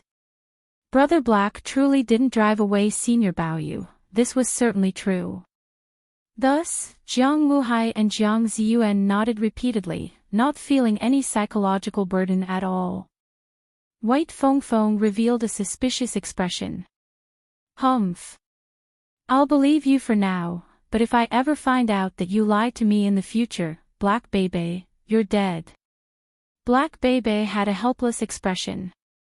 All right. If I lie to you then you can punish me however you want. Is that fine?" He quickly changed the topic. "Today, we're here to find trouble with others, so let's not waste any more time. Cousin, don't you want revenge?" This move was indeed useful. White Fong Fong clenched her teeth. "Let's go, we're going to find them." Qin Yu's forehead was covered in a cold sweat. This little girl's nose was truly extraordinary. Even with so many people around, she was still able to smell them. Luckily, he had reacted a step faster, otherwise things would have been troublesome. Just as he was preparing to leave, he never thought that this little girl White Fingfing's luck would be so good. She actually bumped into the person she wanted to take revenge on. With deep hatred and bitterness, there was nothing left for both sides to say, so they directly erupted. Like this, it wasn't good for him to turn around and leave. Moreover, Qin Yu also wanted to know just who it was that wanted to kill this little girl White Fong Fong. Qin Yu chose a more remote location. He stood in the crowd and looked towards the scene.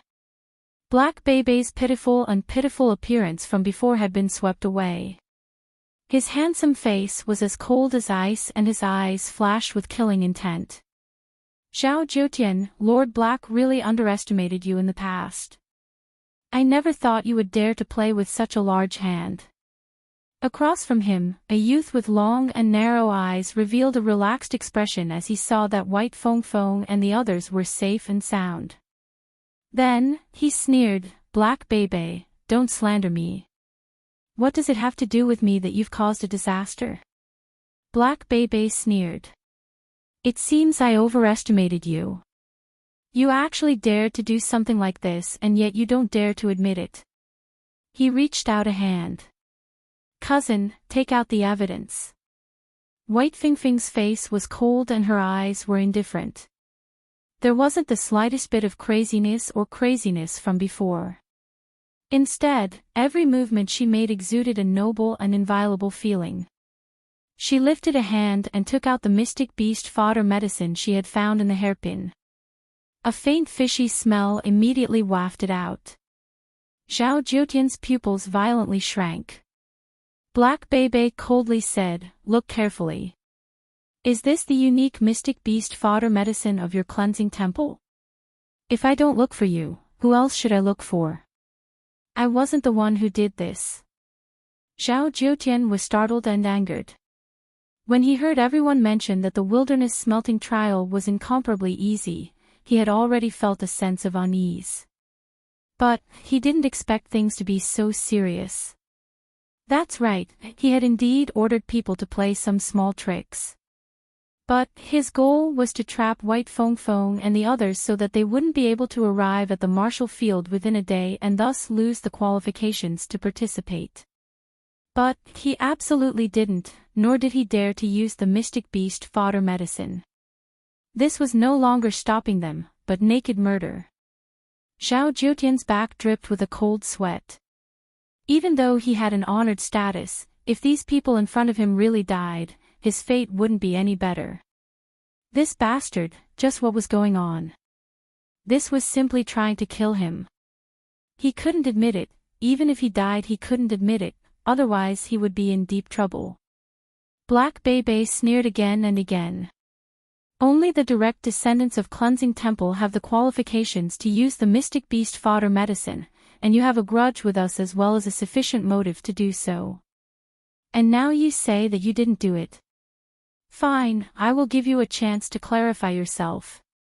In the wilderness, the White family has a secret technique called soul searching. It can determine whether a cultivator's words are true or false, and I just happen to be skilled in this secret technique. If you have a clear conscience, then let me give it a try. Zhao Jiutian flatly refused. Black Bebe, don't be too insolent. I am a direct descendant of Cleansing Temple, how can I allow you to casually slander me? That's right, the mystic beast fodder medicine is indeed something that only my direct descendants can use. But over the years there has always been a great deal of it that has spread outside. Just the mystic beast fodder medicine alone cannot be blamed on me. Just say, do you dare to let me give it a try? Humph. If any random dog or cat asked me to cooperate with them, where would I find the time to do so? Black Bebe, if you have evidence then take it out. If you don't then I won't accompany you any further. At this time, a light voice sounded out. My family's miss has encountered a dangerous situation. Before we find out what happened, you cannot leave. It was unknown when a middle-aged man had appeared beside White Fong Fong, but as his words fell into the ears of those around him, they were like a giant boulder falling into a lake, setting off endless waves. Uncle Ming. White Fong Fong bowed, her young face cold. I'll have to trouble you with this matter.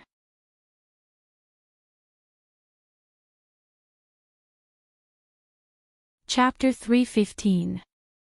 Zhao Jiutian felt his scalp tingle and his face stiffened. Although he knew that this matter would set off a great uproar, he didn't think it would alarm a master of this level. Ming Siyuan was one of the top masters of the Great Desolate Lake. His status was only inferior to that couple that controlled everything. Since he had personally come here, it was clear he wouldn't give up so easily. Black Bebe quickly bowed, his voice incomparably respectful and his eyes filled with awe and worship. Black Bebe, you were careless and caused the mist to encounter danger. After the competition ends, go to Wild Temple and receive your punishment. Yes, revered Ming. Ming Siyuan looked up, his eyes not falling on Zhao Jiutian. He lightly said, fellow Daoist Yuan, since you've arrived, why haven't you shown yourself? Revered Ming, it's been several decades since we last met and your cultivation has surpassed the past. This brother here admires you. Yuan Tiangang stepped through the void. Although each step he took seemed silent, it actually caused ripples to appear in the void. Ming Siyuan's expression didn't change. I also admire fellow Daoist Yuan's cultivation. But today, your cleansing temple must give me an explanation. In that instant, the void froze. It was like an invisible mountain was pressing down. All cultivators found it difficult to even breathe. In particular, Zhao Jiutian and the other cleansing temple cultivators paled. Their mouths were wide open in panic, but they couldn't utter a single sound. Yuan Tiangang laughed. Revered Ming is still as straightforward as ever. Brother, I won't speak any nonsense. This matter wasn't done by us.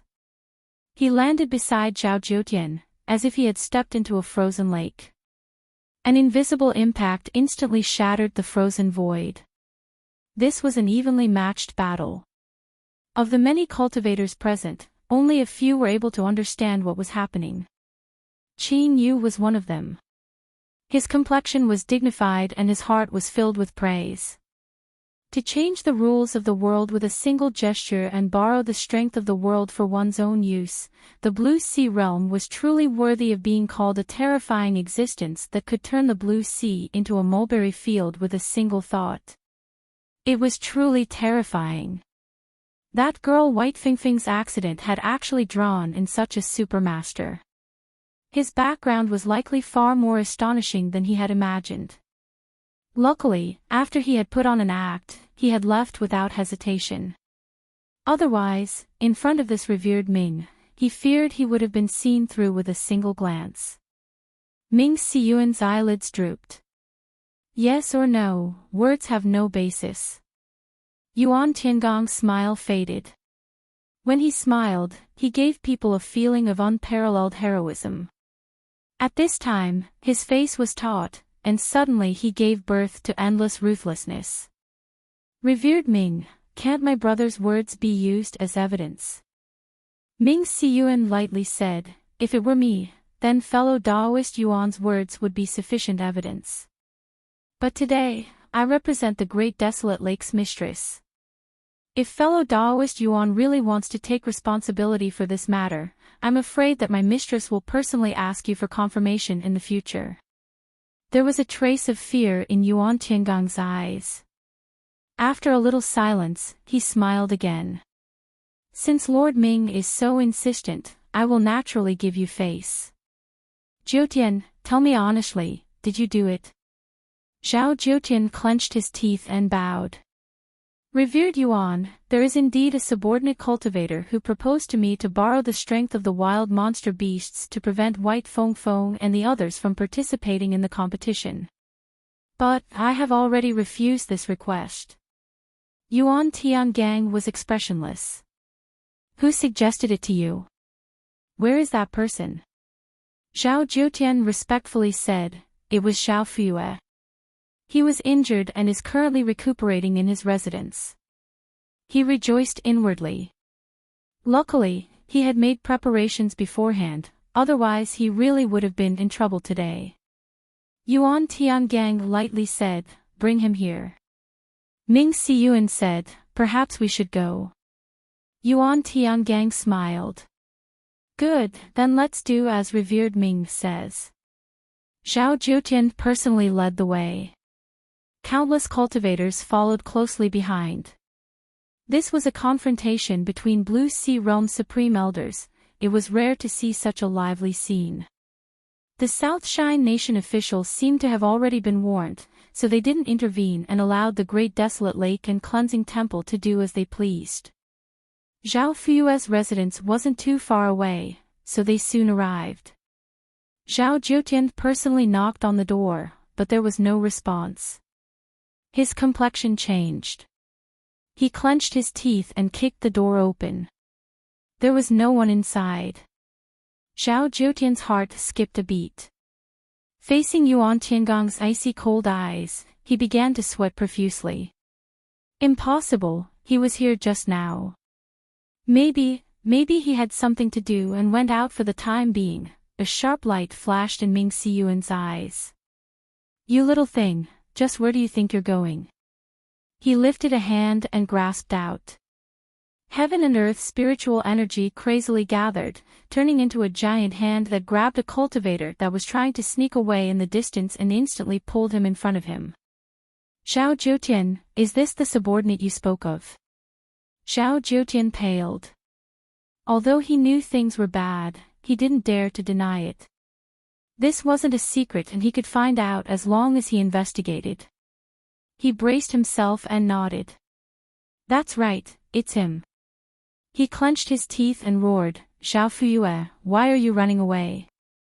Could it be that you were the one who secretly harmed fellow Taoist White Fengfeng? Zhao Fuyue's complexion was drained of blood and his face was filled with panic. Young Master Jiutian, save me, save me. I was just following your orders. Now that there's a problem, you can't just ignore me. Zhao Jiutian's field of vision darkened and he nearly fell to the ground. His first thought was, just who was this bastard that he dared to harm him? Shut up. What nonsense are you spouting? When did I order you to harm Wei Feng Feng and the others? Zhao Fuyue, think carefully before you speak. Be careful that your mouth doesn't cause trouble. Ming Siyuan swept his eyes around. Are you threatening me in front of me? Zhao Jiutian felt as if he had been struck by lightning. He hurriedly bowed. This junior doesn't dare.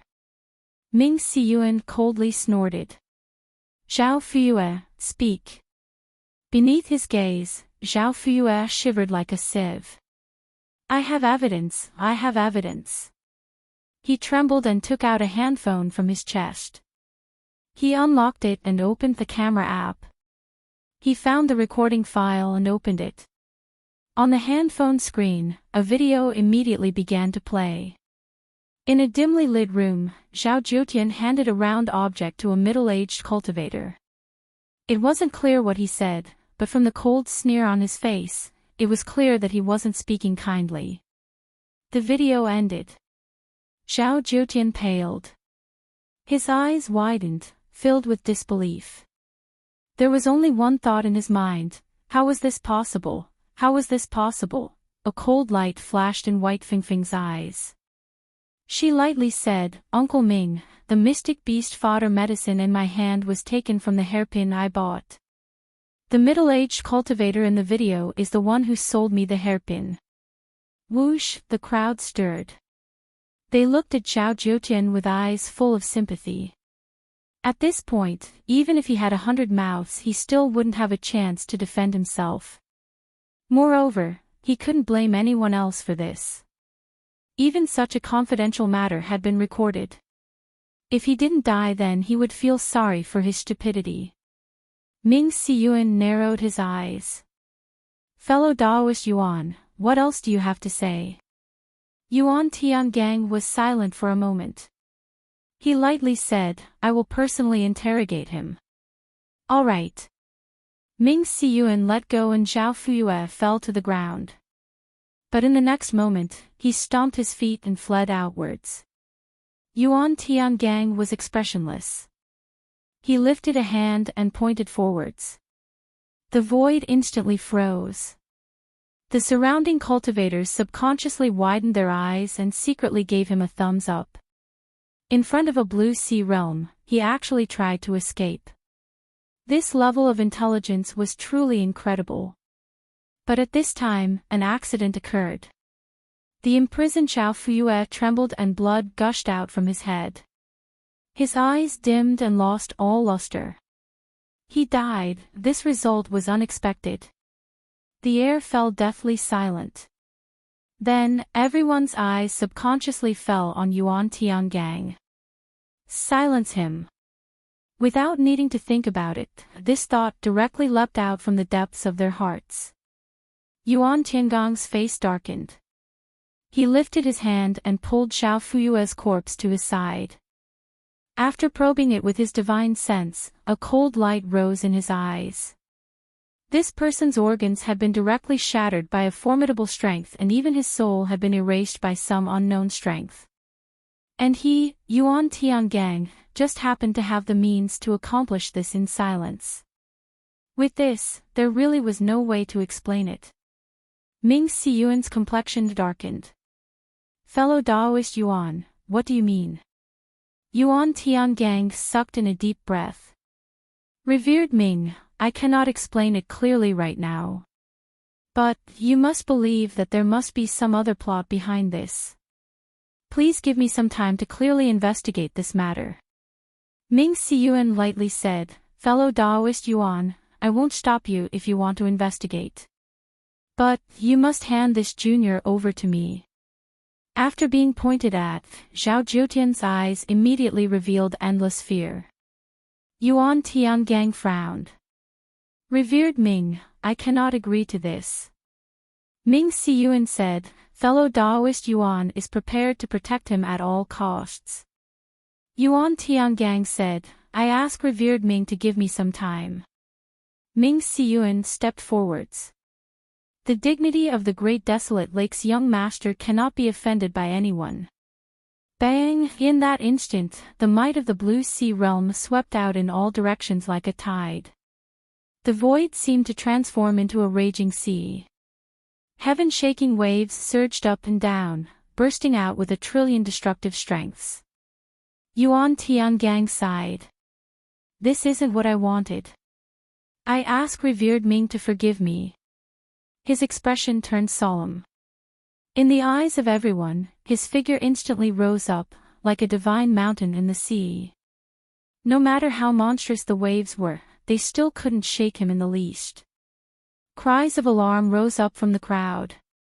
As everyone retreated, they didn't forget to take out their handphones and excitedly open their recording apps. This was a battle between Blue Sea Realm's supreme masters. To be able to witness this with their own eyes was enough to brag about for decades. Of course, it was necessary for him to post a copy to his WeChat moments to show off to others. Qin Yu mixed in the crowd.